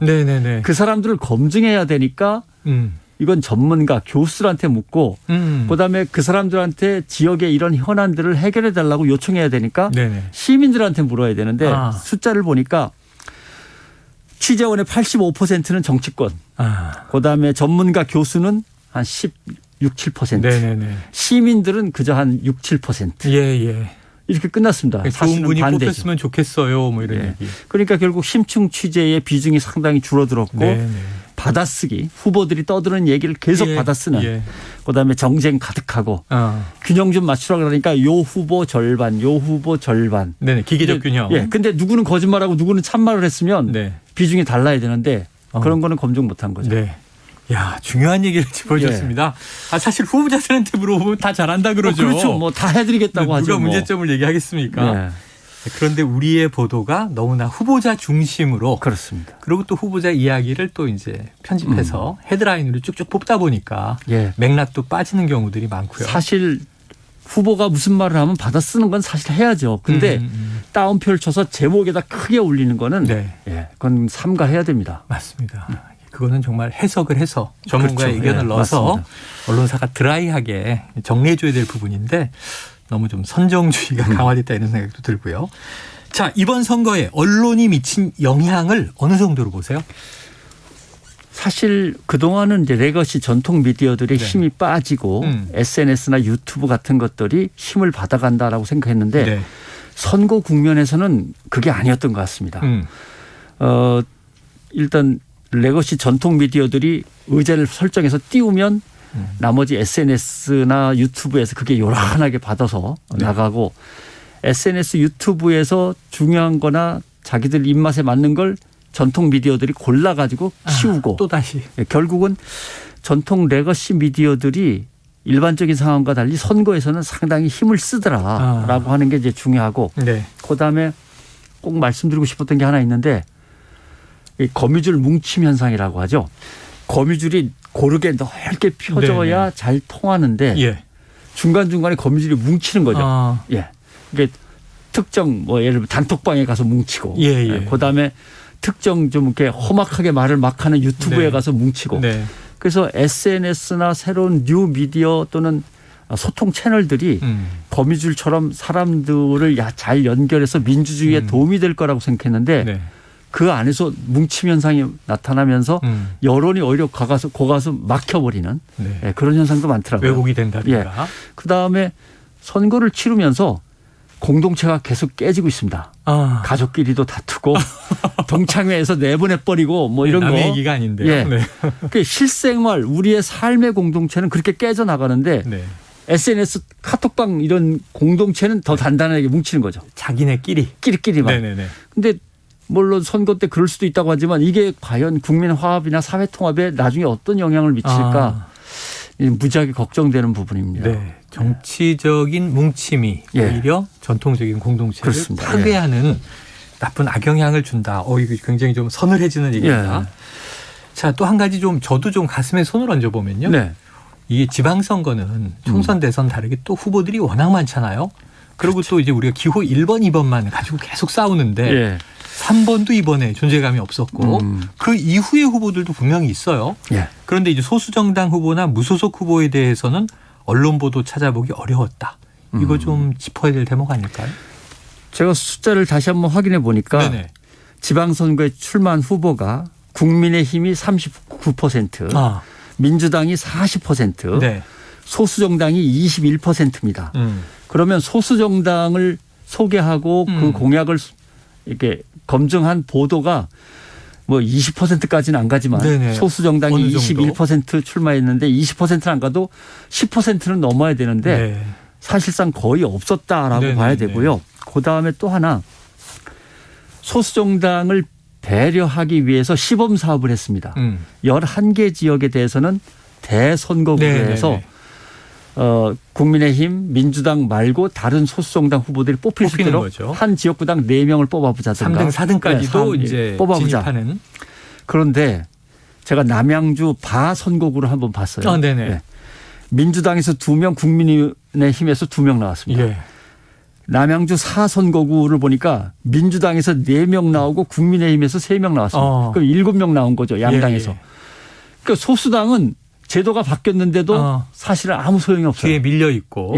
민주당에서 한 2명, 3명 가져가거나 국민의힘이 2명, 3명 어쩌면 두 당이 합쳐서 4명 다 가져가면 그러니까 이런 시범 지역은 언론이 가서 직접 확인하고 집중적으로 보도를 했어야 되는데 눈 가리고 아웅만 대고 아무 소용이 없었습니다. 그래서 많이들 포스터 보고 또 이게 투표지 보면서도 또 1-가, 1-나, 1-다 이거 무슨 뜻인가? 이게 의미를 잘 해석하기 어려웠던 경우가 있습니다. 그렇습니다. 야, 오늘 참 이게 중요한 시간입니다. 변상욱 대기자님을 모시고 6.1 지방선거에 대한 언론 보도를 이제 분석해 봤는데요. 이번에는 윤석열 정부의 좀 미디어 정책도 여쭤봐야겠습니다. 자, 윤석열 정부의 미디어 국정과제를 보면 방송 규제 완화 여기에 이제 방점이 있습니다. 자, 대기자님께서 자본가들의 입김이 강한 것 같다 이런 이야기를 하신 바가 있는데 어떤 의미인가요? 뭐 숫자를 얘기를 드려야 되면 복잡한데 갑자기 윤석열 정부가 출범도 하기 전부터 방송 규제를 풀겠다고 이렇게 열심히 나서는 이유가 왜 그런가를 설명을 드리면 건설회사가 갖고 있는 S모 방송사가 10조 원을 넘겼습니다. 자본 규모가 10조 원이 기준선이고요. 10조 원을 넘기면 지상파 방송과 지상파 방송 광고 회사의 지분을 일정 분 이상 못 갖게 돼 있습니다. 제한이 있는데 그게 규제죠. 그러니까 10조 원을 넘기는 순간 방송법 위반이 된 겁니다. 방송사가. 그러니까 이걸 규제를 완화해서 어떻게든 해결을 빨리 해줘야 되는 거죠. 그러면서 밑에 딸려 있는 것들을 쭉 보면 실제로는 종편 사업자들과 그다음에 지상파 방송의 연합체인 방송협회가 인수위원회 만나갖고 제발 해달라고 부탁했던 게 그대로 다 쭉 열거돼 있습니다. 그래요? 뭐 필요할 수도 있죠. 일부는. 그런데 규제를 풀면은 문제는 이 돈을 가진 사람들이나 방송사라는 기업에게 규제를 푸는 거니까 반대 조치도 있어야 됩니다. 공공성을 그럼 어떻게 강화해서 국민에게 도움이 될 거냐. 그다음에 정말 민주적이고 공정하게 시장 질서를 어지럽히지 않고 거래할 거냐. 그러니까 공정 거래에 대한 감독 규정과 그다음에 공공성 강화 규정이 한꺼번에 연구돼야 되는데 한쪽에 대한 얘기는 없고 다 풀어준다는 얘기. 소유 지분에 대해서나 뭐 허가 절차나 이런 것만 풀어준다는 얘기를 쭉 하니까 이거는 이제 기울어지는 거죠. 그런 현행 유지를 할 수 있는 규제 완화일 수도 있으나 결국은 이제 대자본의 입김은 더 세지는 것이다. 그다음에 조치가 그 없다. 규제 장벽 때문에 돈을 갖고 있는 대자본들이 방송사를 소유하지 못해서 그동안 상당히 안달복달 했다고 하는데 그걸 이제 풀어주면 방송 자체가 대자본의 영역 속으로 이제 완전히 이제 흡수되는 거죠. 그게 과연 국민의 미래 또는 국가의 미래에 도움이 되는 것이냐. 이거는 미리 점검을 해야 되는데 그런 게 없는 거죠. 그래요. 상업방송의 경우에는 뭐 자본의 힘이 이미 광고를 주네 안 주네 가지고 예. 또 좌지우지한다는 이야기가 많이 있었는데 그거보다 이제 아예 오너십 자체가 자본에게 있다. 좀 걱정할 대목이 아닌가 싶습니다. 자, 아직도 윤석열 정부의 미디어 정책이 구체적으로 나온 건 아닙니다. 그렇죠. 예. 이 대선 과정에서 또 인수위 과정에서 나온 이야기들인데요. 앞으로 나올 미디어 정책에 예. 이런 내용은 좀 꼭 들어갔으면 좋겠다 하고 역으로 요구하고 싶으신 게 있다면 뭘까요? 미디어 정책에 꼭 들어가고 싶은 거는 미디어는 좀 미디어한테 맡겼으면 좋겠다라고 하는 거죠. 근데 KBS를 비롯해서 MBC까지 전부 다 정치권이 이사들 나눠서 자기네가 지명하게 돼 있습니다. 몇 명 추천 몇 명 추천. 결국 뭐 말로는 다르죠. 하나는 여당, 하나는 야당, 하나는 대통령, 하나는 뭐 국회의장 이렇게 막 돼 있지만 결국 정치인들이 다 먹겠다는 거 아닙니까, 솔직히. 네. 그래서 이제 민주당이 개정법안을 내놨어요. 예. 바꾸겠다고. 거기를 보면 뭐라고 돼 있냐면 역시 정치인들과 거기에다 누구를 껴주냐면 방송사에 소속된 사람들 대표들 약간 그렇게 하면 안 되고요. 우선은 국민의 대표들이 거기에 잔뜩 들어가야 됩니다. 농민, 노동자, 장애인, 그다음에 아이를 키우는 어머니들, 교수들, 교사들, 어떤 젊은 학생들 이런 사람들이 한 몇십 명 들어가고 정당 대표 여당 한 명, 야당 한 명, 소수당 한 명 이렇게 들어와야 맞는 건데 그리고 이제 물론 방송 직능단체들, 기자협회, PD협회, 아나운서협회 대표들 이렇게 들어오면 맞는 건데 나눠 먹는다고 제가 얘기했습니다만 어차피 정치권이 나눠 먹던 거 조금 떼서 언론인들한테 나눠주고 역시 자기네가 다수를 차지하는 건 마찬가지인데 제일 중요한 정책은 언론을 언론인들한테 맡기고 그다음에 국민들을 감독기관에 세우는 것 이게 제일 중요한 거죠. 우리가 문화예술 정책 얘기할 때 지원은 하되 간섭은 하지 않는다. 이런 표 많이 쓰는데 미디어는 좀 미디어에게 맡겨달라. 요약하면은 방송을 그냥 자본과 정치들이 다 먹고 있는. 그리고 제일 중요한 거는 너무 올드합니다. 올드하다. 지금 OTT 예를 들면 디즈니든 넷플릭스든 이런 것들이 한국에 구체적으로 전략을 짜서 덜 들어와 있는 상태라 그렇지 이게 밀려 들어오면 지금 짜고 있는 모든 전략은 또는 언론사가 갖고 있는 정책들은 허물어질 수밖에 없습니다. 그래서 그런 것들을 생각한 미래지향적인 전략들이나 정책들이 나와야겠다 생각을 하죠. 아이고 그래서 이 화제 파친코를 너무 보고 싶은데 애플 TV에 들어가야 되니까 아직 못 보고 있습니다. 흥미롭습니다. 자, 끝으로 시간이 다 돼서 너무 아쉬운데 요거 하나 여쭤봐야 될 것 같아요. 자, 오세훈 시장 연임에 성공했고요. 이 시의회의 분포도 완전히 뒤집어졌습니다. 자, TBS가 이게 서울시 산하의 이제 미디어 재단인데 교통방송 기능을 다 했다. 그래서 이제 교육방송으로 바꾸겠다고 공언해 왔는데 TBS 어떻게 될까요? 그러한 TBS의 기능적인 것을 보완하기 위해서 재단으로 만든 겁니다. 그러면서 교통정보 또는 시사와 교양에서 시민들의 어떤 지적 수준을 높이기 위한 것으로 재단의 목표가 정해져 있습니다. 그리고 방송사의 채널이나 주파수라는 것은 방송통신위원회가 목적을 주면서 거기에 맞춰서 준단 말이죠. 그런데 그걸 시의회나 시장이 바꿀 수 있는 게 아니고요. 또 하나 MBC는 맨 처음에 이름이 뭐였냐면 라디오 서울이었습니다. 아, 그래요? 라디오 서울이라는 조그마한 라디오 방송이 지금의 MBC가 된 거예요. 그러면 이게 상상력이 빈곤한 거죠. 내가 TV와 유튜브와 라디오를 갖고 있는 TBS를 나름대로 지원하고 관장하는 시장이 됐다면 나는 이 TBS를 글로벌 메가시티 서울에 뭔가 멋진 한류의 중심지 같이 한번 만들어 보면 어떨까. 대한민국 대표 방송으로 만들 거야. 이런 상상력을 가져야 되는데 상상력이 너무 빈곤하고 결핍돼 있다 보니까 교육방송할 거야. 그동안 이게 사실 정치적으로 기분 나쁘다 이거죠. 요즘에 누가 라디오로 교통정보를 들어? 뭐 이렇게. 뭐 교통정보 다 뭐 사실은 상관없습니다. 그러니까 다른 걸 하겠다는 건데 내가 원하는 거는 서울론 교육방송이야 라고 하면서 교육방송 채널이 이미 1, 2, 3 다 있는데도 불구하고 그것은 생각을 좀 바꿔주셨으면 합니다. 중요한 지적을 해 주셨네요. 아마 오세훈 시장님 지금 듣고 계시면 세계적인 교육방송으로 만들겠습니다. 이러실 수도 있어요. 아직 나이도 젊은데 큰 꿈을 가지시기를. 알겠습니다. 영맨 be ambitious. 나중에 또 대권 도전하려면 그 정도 성과는 하나 딱 갖추고 있어야죠. 알겠습니다. 대권 도전까지 언급을 해 주셨습니다. 자, 청취자 3280님. 뉴스가 있는 점심이네요. 예전에 이제 맡으셨던 프로 제목이죠. 자, 변 기자님 코너 만들어주세요. 월간 변상욱도 좋고요. 자, 기자님 이야기 공감됩니다. 시민한테 물어야죠. 그냥 쉽게 만드는 언론 혼나야 합니다. 이렇게 얘기해 주셨습니다. 야, 오늘 중요한 얘기를 모셔서 들었는데 자, 월간 변상욱이 될지 주간 변상욱이 될지 한번 또 PD님과 이야기 나눠보도록 하죠.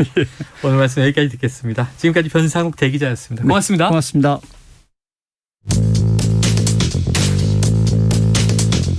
최영일의 시사본부는 여러분과 함께합니다. 짧은 문자 50원, 긴 문자 100원이 드는 샵 9730. 라디오 어플 콩과 유튜브는 무료로 참여하실 수 있습니다.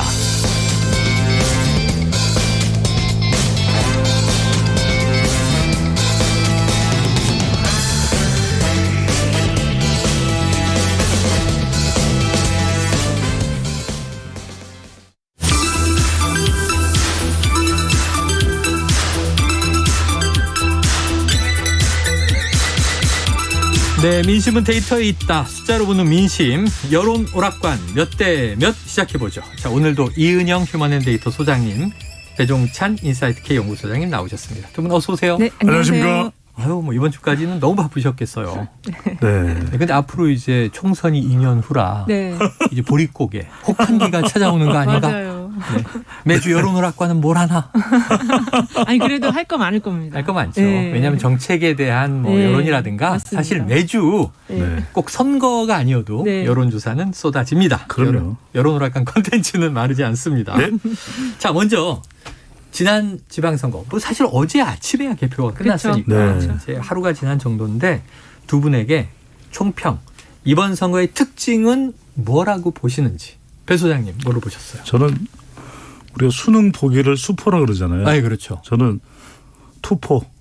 투포 선거였다. 네. 투표 포기. 너무 많다. 네. 그러니까 사실 절반이 찍었으니까 절반이 포기했다는 얘기죠. 오죽했으면 반이 포기를 한 거예요. 아, 왜 유권자들이 투표를 하지조차 못하게 만든 건 뭔가 고민이 많죠. 표 한 장의 가치가 뭐 3,200만 원이야 이런 얘기도 그러니까요. 전해드렸는데 이 소장님 어떻게 보셨어요? 저는 그 교차 투표, 수도권에 나타난 줄투표가 아닌 교차 투표를 이번 특징으로 한정당으로 내리 찍는 게 아니었다. 네, 이번에 유권자들께서 이렇게 교차해서 도지사는 이쪽을 찍고 또 기초단체장, 시장 우선 저쪽을 찍고 그런 지역들이 꽤 많이 나타났고요. 서울에서도 성동 지역 여기는 오세훈 후보가 60.9% 얻었는데 또 민주당의 그 구청장으로 나온 정원호 후보에게 2만여 표가 넘는 표를 밀어줬어요. 그래서 57.6%로 당선이 됐거든요. 군포도 시장이 1,000여 표 차이로 국내임 후보가 됐는데 민주당의 김동연 후보가 여기서 2만여 표 이상, 2만 3천여 표 이상을 벌려서 이기고 그래서 이런 교차 투표와 그다음에 여성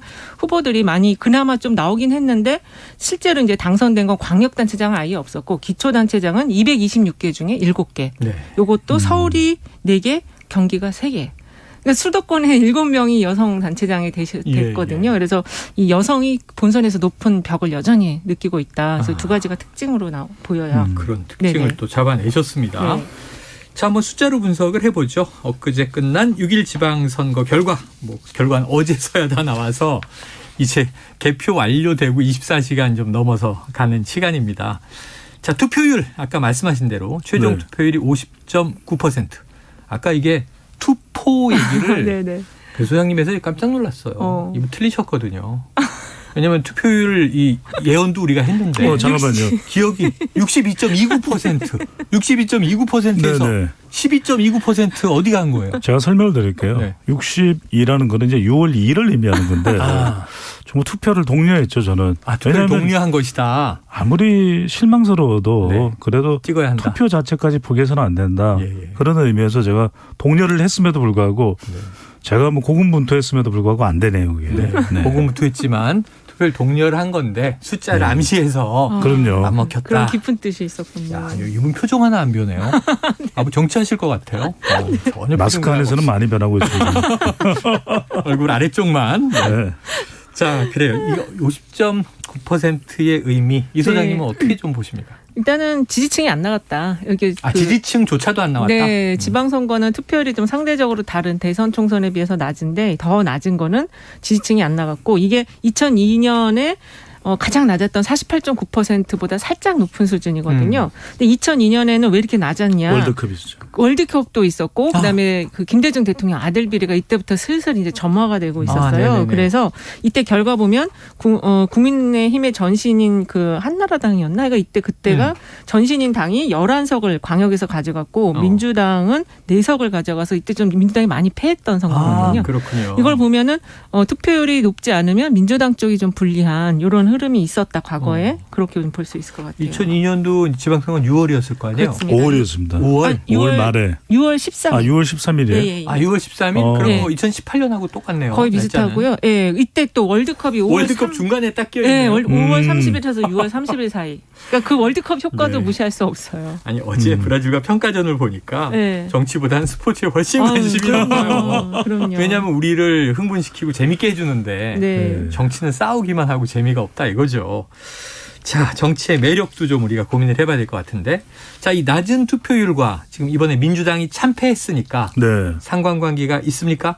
직접적이죠. 직접적이에요. 저는 이번 선거를 설명할 때 실패다. 실패가 아니라 실패다. 왜요? 왜냐하면 실은 뭐냐면 실망이죠.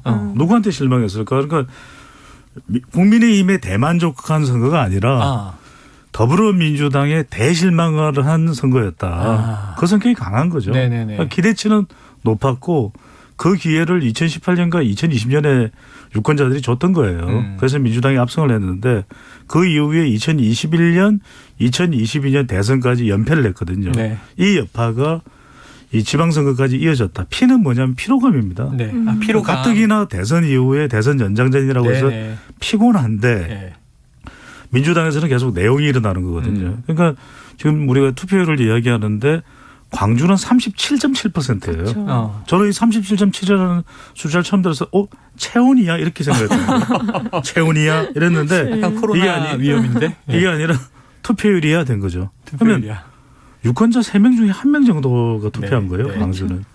왜냐하면 광주라는 곳이 어떤 것인가. 민주화의 성지잖아요. 투표율이 다른 곳보다 높으면 높았지 낮을 리가 없는데 37.7이라는 것은 정말 민주당의 아성이자 본산인 곳에서조차 대실망이었다고 봐야 되죠. 지금 말씀하셨으니까 한번 이제 지역으로 들어가 볼게요. 자, 지역별 투표율 분석으로 들어가 봅니다. 전남이 58.5%로 가장 높았고 강원이 57.8, 강원이 의외로 또 높더라고요. 높았어요, 이번에. 경남 53.4, 서울 53.2. 그러니까 이제 평균 투표율보다 좀 높은 지역인데 낮은 쪽은 말씀하신 대로 광주 37.7. 지금 그 의미를 배 소장님이 짚어주셨는데 이 소장님도 대체로 공감하세요? 네, 저도 그 민주당 지지층들이 회초리를 들은 광주 그 투표율을 보면 딱 그건 것 같아요. 그럼 이거 지금 투표 보이콧이다 이렇게 해석해야 됩니까? 그런 것 같습니다. 보이콧까지는 아니어도 어쨌든 회초리를 든 선거였고 전체적으로 수도권도 보면은 민주당 지지세가 강한 곳의 투표율이 평균보다 낮아요. 그래서 민주당 지지층이 민주당의 그 선거를 이끌었던 민주당 비대위원들에게 그리고 전체에게 지금 지도부 포함한 의원들 다 해서 지금 회초리를 들었다라고 볼 수 있을 것 같아요. 되게 정확하신 게 지금 어제 저희에게 왔던 청취자 문자가 있어요. 어제 읽어드리지 못했는데 지금 읽어드릴게요. 이게 좀 민주당 관계자들이 귀를 열고 들으셔야 됩니다. 광주광역시의 투표율이 낮은 이유를 내가 가지 않아도 당연히 당선되니까라고 말씀하시는 분들이 계신데 틀린 말씀이십니다. 62세인 제가 처음으로 투표를 하지 않은 이유는 민주당 공천자를 포함하여 그 누구를 시장으로 선택하기에 함량 미달이었기 때문입니다. 이렇게 4700님이 보내주셨습니다. 62세신데 평생 투표를 안 가셨대요. 왜? 찍을 사람이 없어서. 그러니까 정말 이게 정당에서. 저는 가슴에 팍 꽂히는데 우리가 왜 선거 때만 되면은 심지어는 이전 지방선거 때는 어떠냐면은 부산의 한 지역은 후보자가 아예 선거운동 기간 동안 사라졌어요. 그런데 보수 정당의 후보니까 선거운동을 하나도 안 했는데 당선됐어요. 시민들은 유권자 본 적도 없고. 말이 안 되죠. 그러니까 지금 뭐냐면 깃발만 꽂으면 당선된다는 거 없어져야 돼요. 광주든 부산이든 대구든 또는 안동이든 저는 이 자체가 이번 선거에서 저는 투표화된 이유다. 왜냐하면 대실망하는 거예요. 왜냐하면 정치권이 선택지가 없습니다. 그러면은 뭐 광주면 무조건 더불어민주당 선택해야 되나요? 부산이면 무조건 국민의힘 선택해야 되나요? 저는 이 분노가 표출됐다. 그러니까 분노가 이번에는 상대 정당에 표출된 것이 아니라 정치권 전반에 대한 이 분노가 표출이 된 거죠. 네. 자, 이게 지금 뽑을 사람이 없다라고 표현하신 게 굉장히 정확한 건데 그게 뭐냐면 공천을 잘못했다라는 얘기일 수도 그렇죠. 있습니다. 그렇죠. 그래서 사실 이번에 보면 무투표 당선이 500여 명인가 엄청나더라고요. 네, 너무 많아서 이제 이 기초 강역에서 양강 승자 독식의 구조는 좀 바뀔 필요가 있고 그나마 그래도 전남에서는 좀 투표율이 높은 게 무소속 후보들이 좀 많이 나와서 선전을 또 해줬어요. 무소속이 선전했다. 네, 순천이나 목포나 무안 이런 데가 약간 공천 실패에 따른 어떤 이제 다자구도 속에서 무소속 후보들이 선전한 곳인데 그래서 광주도 아마 좀 무소속 후보라든지 좀 다른 여러 성향의 후보들이 나왔었으면 인지도가 있는 사람이 나왔으면 저렇게 낮진 않았을 수 있다. 그 호남 지역 무소속 중에 저랑 동명인이 있어서 네. 너 출마했더라 그래서 제가 아닙니다 설명을 드렸던 누굽니까? 네, 뭐 그 지역에 그 유력한 분이시죠. 홍남기 총리님도 동명이인으로 출마하셨던데. 최진봉 교수님도 동명이인이 있어요. 많이들 출마했어요. 그 최진봉 교수님 아니셨어요? 아니었어요. 네. 어떻게 출마와 평론을 동시에 할 수가 있겠어요. 자, 이런 재밌는 일도 있고요. 자, 이번에 나온 낮은 투표율 그 말씀하신 대로 한번 대입해 보면 2016년 총선 당시에는 호남 28석 중에 23석을 밀어줬던 녹색바람.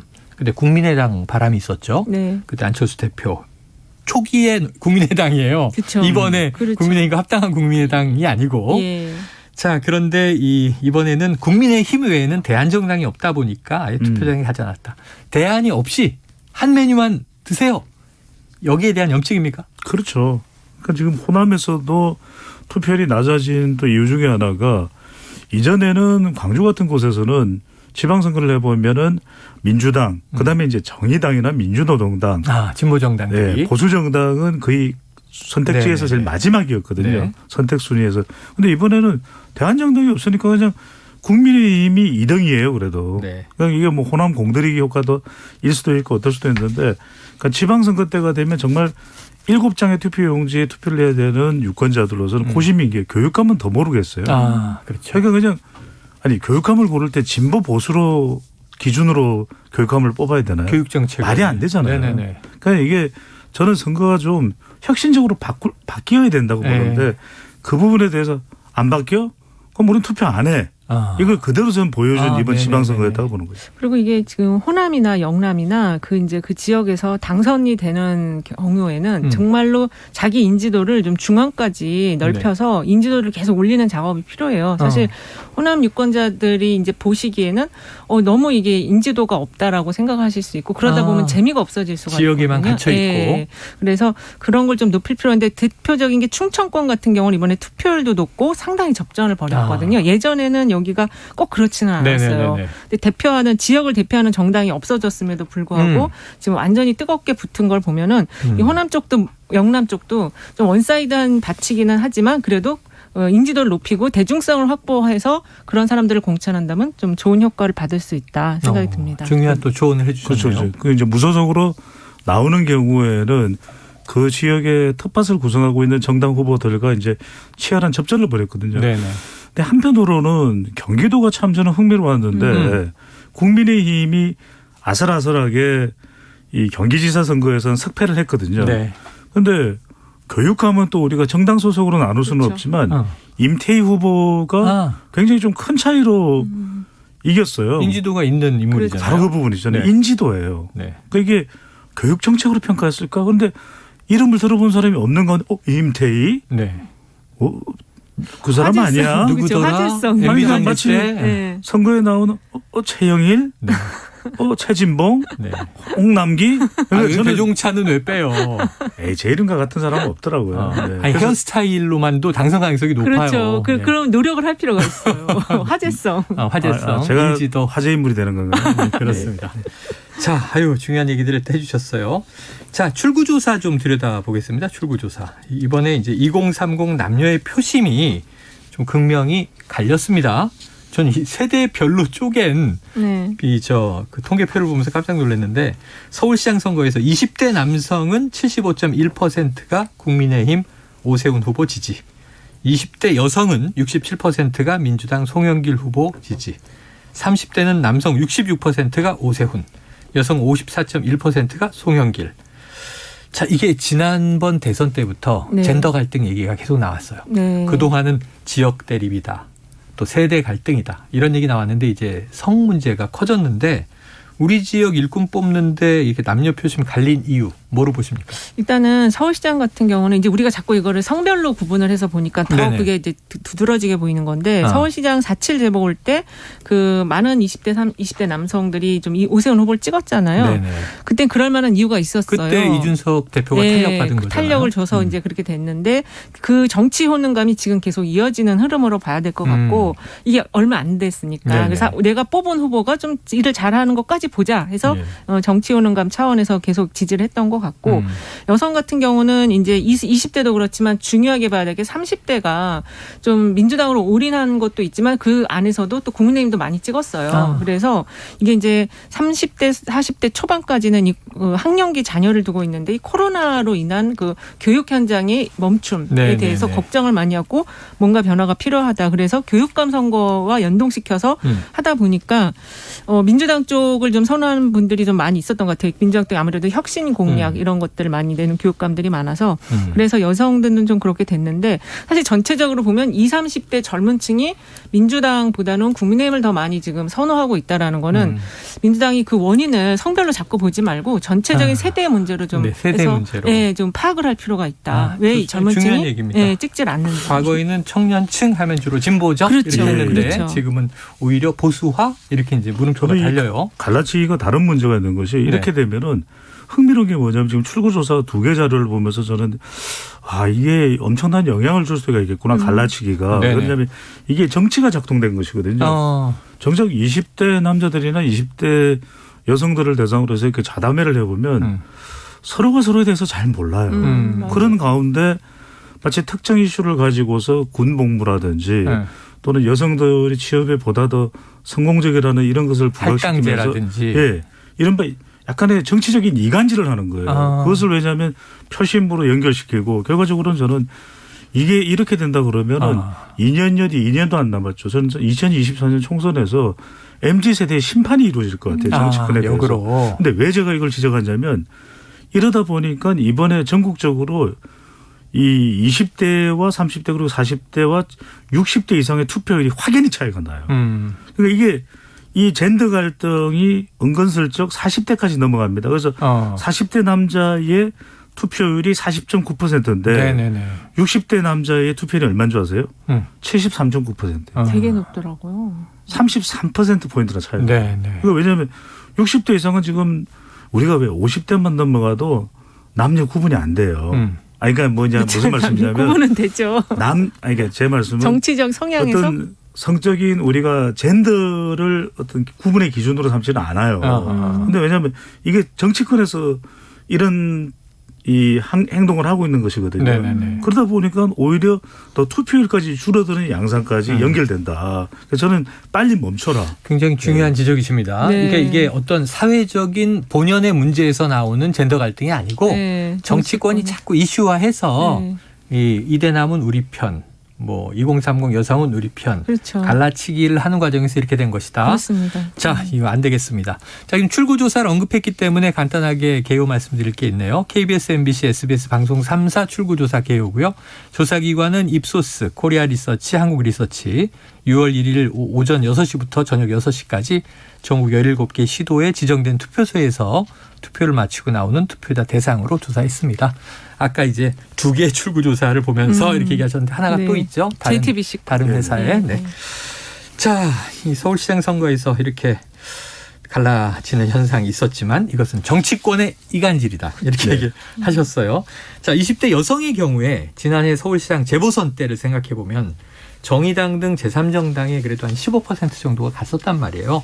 이번에는 민주당으로 결집했는데 그 결과 이게 정의당은 거의 몰락 상황이에요. 네, 이제 완전히 폐업 상태. 그렇게 됐습니다. 자, 이렇게 결집한 이유는 뭡니까?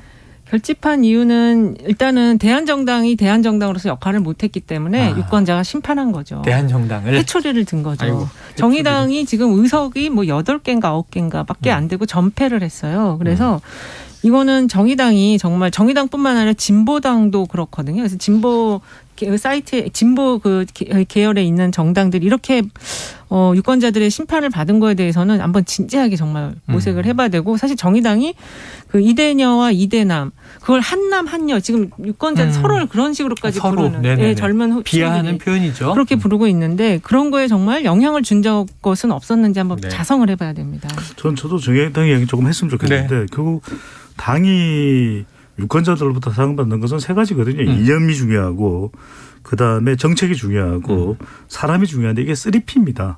플러스 P. 그다음에 이 정책이라는 건 팔러스, 마지막 이제 사람 피플인데 이념을 저는 자꾸만 개념 잡기 힘든 진보로 가면 안 돼요. 혁신으로 가야지. 그다음에 정책은 뭐냐면 살림살이 좀 나아지셨습니까? 이게 사랑을 받았거든요. 옛날 권영길 후보 모습을 제가 보도사진에서 최근에 얼핏 봤어요. 그러니까요. 근데 이게 정책은 모르겠어요. 정의당이 누구를 그래도 좀 더 초점 맞추는 정당인지. 그러니까 우리 블루칼라, 화이트칼라, 사실은 40대 화이트칼라가 민주당으로 갈 게 아니라 정의당이 사랑을 받을 수도 있는 겁니다. 그러니까 무슨 정책을 하는지를 모르겠어요. 마지막에 저는 이 사람입니다. 자꾸만 뭔가 내부에서 뭐 성추문도 있고 심상정 전 대표가 너무 오랫동안 당의 구심점이 되고, 저는 이걸 해야 된다는 생각이 들죠. 그러니까 이걸 바꿀 때 정의당이 우리도 집권 정당이 돼야지, 우리도 수권 정당이 돼야지, 이제 정권을 잡는 정당의 목표로 가야 된다고 봅니다. 그렇죠. 이게 저 현장 정치를 해야 되는데 포토 정치는 했어요. 사진 정치, 포토 정치, 이미지 정치. 그러다 보니까 아까 권영길 옛날 대선 주자 살림살이 나으셨습니까? 이분 사진을 본 게 진보당 행사였던 것 같은데 원외 정당인 진보당은 이번에 좀 약진을 했고 오히려 원내 정당인 정의당은 몰락 수준이 됐고, 그렇습니다. 한번 좀 지켜볼 문제가 될 것 같습니다. 자, 이제 시간이 얼마 안 남아서 예언 오락관으로 넘어갑니다. 자, 이 정치 시절이 다 지나서요. 어제 브라질 평가전 5대1 다 맞추셨죠? 네네. 다음에 칠레와 평가전이 있는데, 자, 배 소장님 몇 대 몇? 3대1입니다. 3대1. 한국 3, 칠레 1. 나 칠레? 지켜보도록 하겠고요. 이거는 이제 연습 게임으로 여쭤본 거고요. 왜 두 분한테 제가 스포츠를 예언을 시키겠습니까? 자, 이번 선거에서 대선 주자들은 다 살아 돌아오더라고요. 자, 오세훈 시장 4선 성공, 잠룡 기대감 높였고, 그리고 김동연 후보, 와, 대단한 경기를 치르면서 경기에서 살아났죠. 그리고 뭐 이재명 후보 이제 의원 배지를 달게 됐고, 홍준표 후보 대구를 지킵니다. 유승민 후보만 좀, 안철수 후보도 들어왔죠. 그렇죠. 5년 뒤 여야 대선 구도를 예측해 보겠습니다. 이 소장님. 일단은 5년 뒤 대선은 누구 대 누구? 후보로요. 일단은 그 대선의 성격은 소프트맨의 시대가 올 것이다. 스트롱맨 아니다. 스트롱맨 이제 시대는 가고 있어요. 그리고 누구 대 누구 하면 이거 말하기 어려운데. 아니 5년 후에 우리 누구도 기억 못할 거예요. 그냥 막 던져보세요. 그러니까요. 소프트 시대로 가면은 사실은 이제 김동연 후보와 지금 오세훈 후보의 대결이 그 조합이 가장 어려운 조합이 아닐까. 이거는 된다라는 것보다는 조합이 가장 어렵고 관심 가는 조합이 그 조합이다라고 저는 지금 얼핏 생각해도 그런 그림이 나올 수도 있죠. 가능성으로 보면. 자, 그러면 배 소장님. 네. 5위. 5위? 사과 아닌 5위. 그럼 오세훈 대 이재명? 네. 다시 저는 이재명. 그럴 수밖에 없는 것이 5위라고 하니까 또 이상하네요. 그럴 수밖에 없는 것이 이번에 이재명 위원장이 개항을 해서 당선이 안 됐더라면 참 힘들었을 것 같은데, 그래도 당선이 됐다는 건 어떤 의미냐. 당에서 구심점이 그래도 이재명, 그래도 이 인식이 있거든요. 그래서 저는 전대미문의 4선 서울시장과 다시 복귀를 노리는 이재명 위원장 사이의 대결, 5위 대결이다. 그래요. 자, 이 선거 끝난 지가 얼마 안 돼서 과연 그럼 이재명 의원 당권도전 할 것인가, 이건 다음 주에 물어보도록 하겠습니다. 자, 오늘 여론오락관 몇 대 몇 여기까지 하죠. 지금까지 이은영 휴먼앤데이터 소장, 배종찬 인사이트 K연구소장 함께했습니다. 두 분 고맙습니다. 네, 감사합니다. 고맙습니다. Splish splash, I was taking a bath. Long about a Saturday night. Yeah. 점심 먹고 유쾌한 시사 디저트 한 입. 최영일의 시사본부. Well, I stepped out the tub and put my feet on the floor. I wrapped the towel around me and I opened the door. And then 네, 시사본부 매일 이 시간 청취자분들께 드리는 깜짝 간식 선물 오늘도 준비되어 있습니다. 불고기 버거 세트. 든든하게 드시고요. 자, 먼저 문자로 의견을 보내주셔야 됩니다. 짧은 문자 50원, 긴 문자 100원이 드는 샵 9730으로 많이 보내주십시오. 자, 입사 초기부터 브라질과 인연이 아주 깊었던 분이죠. KBS 스포츠국의 정현호 PD와 함께 한 주간의 스포츠 소식을 총정리해 보겠습니다. 정 PD가 KBS 스포츠국의 비장의 무기로 브라질 월드컵에 파견이 돼서 막내 PD가 간다? 네, 맞습니다.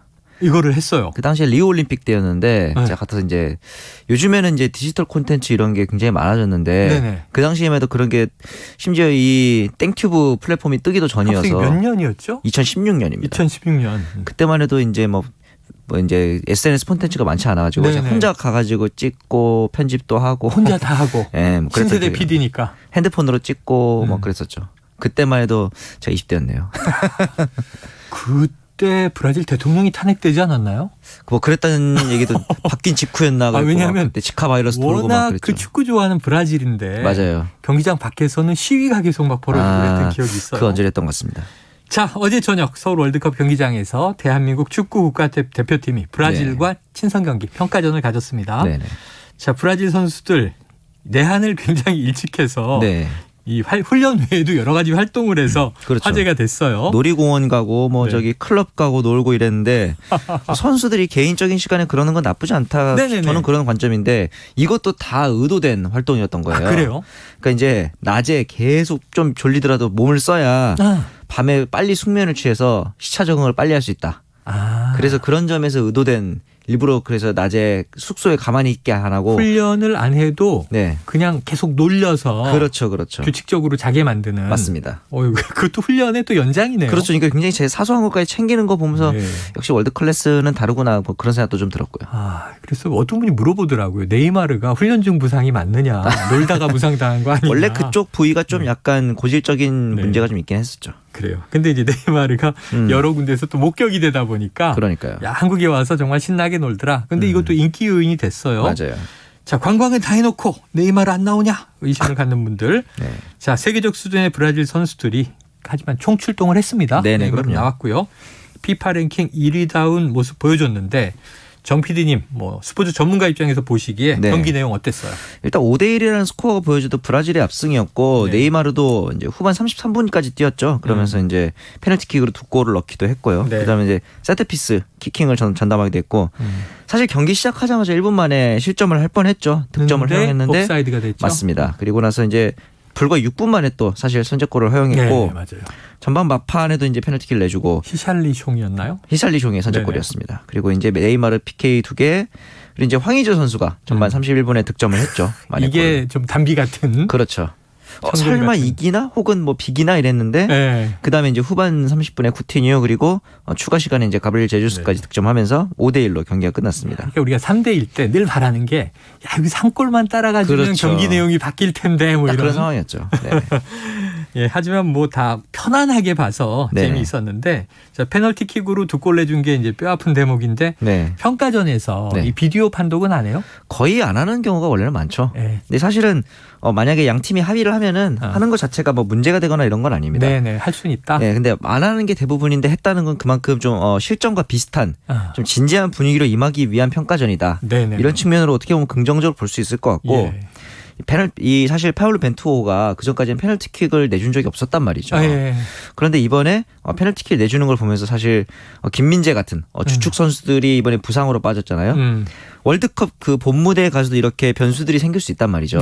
이런 상황에서 어떻게 해야 될지에 대한 좀 좋은 예방주사가 아니었을까 그런 생각이 들었습니다. 실전 같은 평가전을 하면서 맞습니다. 또 예방주사가 됐다. 자, 이게 말씀하신 대로 지금 손흥민 선수도 비슷한 얘기를 했던데 5대1로 졌지만 월드컵을 앞두고는 정말 좋은 경험인 거죠? 그렇죠. 이 브라질을 상대로 하는 게 대부분의 사람들이 이제 우루과이전 대비 아닌가라고 하지만 사실은 이 축구 스타일만 보면 포르투갈과 좀 비슷한 점이 많습니다. 그리고 우리 다음에 경기를 하게 될 칠레전이 제대로 된 우루과이전 모의고사라고 볼 수 있고요. 가상 우루과이다. 그렇죠. 사실 그 2002년의 기적이라고 할 수 있는 히딩크호도 초반 평가전에서는 5대0으로 지기도 했었잖아요.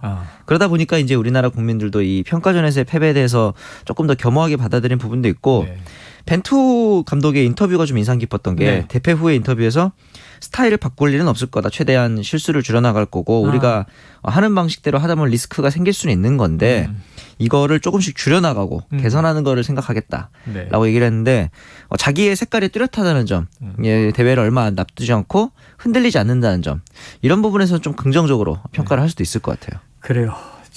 또 이 벤투 감독의 큰 그림이다 이런 얘기도 있어요. 그렇죠. 왜냐하면 월드컵 16강 이상 올라가면 브라질과 붙을 가능성도 있어서 맞아요. 미리 한번 전력을 찔러본 것이다. 네. 자, 피파 랭킹 1위 세긴 셌습니다. 네. 우리 랭킹 순위를 생각해 보면 이 정도 차이가 한 5대 1의 차이구나. 우리가 어떻게 이걸 하나하나 한 걸음 한 걸음 따라갈까? 네. 이런 또 이제 미래를 준비하는 기회가 됐겠죠. 네. 자, 이제 어제 골로 기록되진 못했어요. 손흥민 네. 선수. 그런데 경기 전에 체육훈장 청룡장을 대통령으로부터 수여받았어요. 네.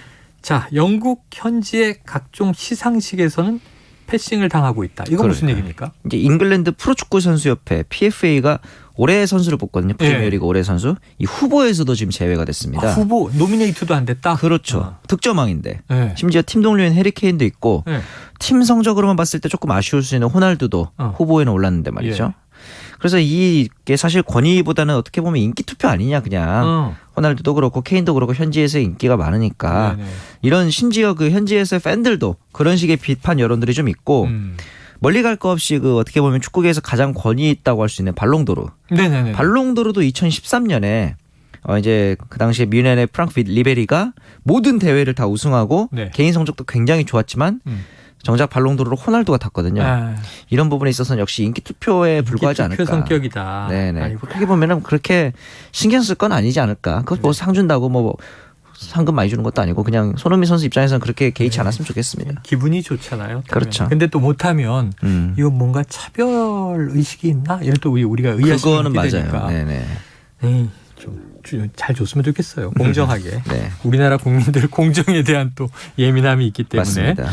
자, 브라질전 끝나면 끝났고요. 어제 2022년 아시아 축구연맹 23세 이하 아시안컵. 자, 이 조별리그 첫 경기 우즈베키스탄에서 열렸는데 이건 어떻게 됐어요? 우리나라의 황선홍호가 황선홍 감독이죠. 네, 말레이시아의 4대1로 완승을 거뒀습니다. 말레이시아에. 네, 이날 이제 이강인을 포함해서 유럽파 3명이 모두 이제 선발해서 경기를 같이 했는데 볼 점유율 7대3 그리고 슈팅 개수도 28대 8로 굉장히 압도적인 경기를 했고요. 이상민, 김태환 두 선수가 먼저 선제골을 넣었고 추격골을 허용하자마자 조용욱 선수가 멀티골로 바로 응수하는 모습도 굉장히 돋보였습니다. 골도 많이 나왔고 시원하게 이겼습니다. 그렇습니다. 브라질하고는 뭐 그리 언짢지는 않은 즐거운 평가전에서 우리가 완패를 했는데 이걸 또 23세 이하에서 서력을 해주는 경기가 있었네요. 자, 황선홍 감독이 이끄는 23세 이하 대표팀은 이거 대회 2연패에 도전하는 거죠. 맞습니다. 김학범호의 이후 이제 두 번째 대회 정상을 노리고 있는데 5일에는 이 베트남과 2차전을 갔는데 여기에 감독이 이제 예전에 대전에서 뛰었던 감독이에요? 아닙니다. 이번에는 공호균 감독이라고. 그래요? 예전에 대전 시티즌에서 뛰었던. 베트남 23세 이하. 맞습니다. 네네. 그리고 이제 감독이네요. 어쨌든. 네, 8일에는 태국과 또 조별리그 마지막 경기를 갖게 됩니다. 자, 그래요. 그런데 우리가 또 눈여겨볼 경기가 하나 있어서 여쭤보겠습니다. 어제 국가대항전 스포츠 경기가 또 있었는데요. 우리 여자 배구 대표팀 2022 발리볼 네이션스 리그 출전하고 있습니다. 근데 이게 숙적 일본 우리가 완패했네요. 3대 0으로 완패를 냈죠. 사실 세트 스코어 3대 0도 아쉽지만 20점 이상 득점한 세트가 없다는 점. 이 부분도 좀 걱정인데 강소희의 11득점이 최다 득점이었거든요. 반면 일본은 고가 22득점, 이시카와 14점을 앞세워서 굉장히 좀 노련한 경기 운영을 했다 이런 생각이 들었고 특히 속공 그리고 이제 이동 공격 이런 부분에 있어서 우리나라 선수들의 대처가 좀 부족했다. 그런 생각이 좀 아쉬웠습니다. 야, 우리나라 여자 배구 굉장히 국내 리그 인기 많잖아요. 그러니까요. 선수들도 굉장히 이제 셀럽들인데 그럼요. 일본이 그렇게 잘하는 거예요? 그럼요. 저는 사실 이번 도쿄올림픽 때 극적으로 승리를 거두긴 했지만 김연경 그리고 이제 뭐 한수지, 김수지, 양효진 이런 선수들의 라스트 댄스가 아니었으면 쉽지 않았을 텐데 그 선수들이 빠진 공백이 좀 많이 느껴지는 그런 경기였던 것 같습니다.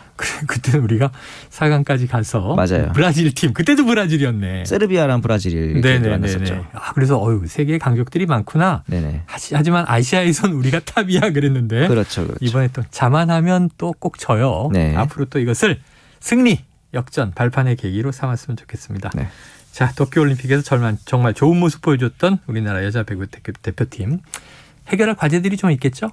네, 그렇습니다. 앞으로 이제 피지컬 자체는 나쁘지 않거든요. 우리나라 선수들. 그런데 조직력을 조금 더 가다듬은 거. 특히 지금 김희진밖에 없는 라이트 자리를 이제 차세대 라이트를 발굴해야 한다는 점. 네네. 이 부분이 이제 가장 큰 과제가 될 것 같습니다. 예, 아까 말씀하신 속공과 이동 공격. 그런 부분들에 대한 대처도 필요하죠. 왜냐하면 모든 경기 가만히 서 있으면 안 돼. 계속 움직여야 돼요. 네네. 자, 청취자 7190님. 어제 저녁 브라질과의 축구는 승패를 떠나 그 열기, 관중 매너에 100점 만점을 주고 싶어요. 네이마르가 경기장 분위기에 깜짝 놀랐다는 거 아닙니까? 대한민국 이 정도로 축구에 열광하고 대단하구나. 네. 자, 1918님. 네이마르의 팬 서비스를 보면서 호날두의 노쇼가 생각나더라고요. 다들 이 얘기 하더라고요. 의문의 1패 호날두네요. 이 호날두. 그때 우리 메시 팬들이 엄청나게 증가했던 거. 그러니까 말이에요. 기억하십시오. 네. 알겠습니다. 자, 스포츠본부 금요일 마지막 코너죠. 정현호 PD와 인사하겠습니다. 고맙습니다. 감사합니다. 예, 당첨자는요. 불고기 버거 세트 드실 분 4700-7783-7966-1663-7190님입니다. 자, 오늘 순서 여기까지입니다. 주말 잘 보내시고요. 저는 다음 주 월요일 낮 12시 20분에 다시 찾아뵙겠습니다. 청취해 주신 여러분 고맙습니다.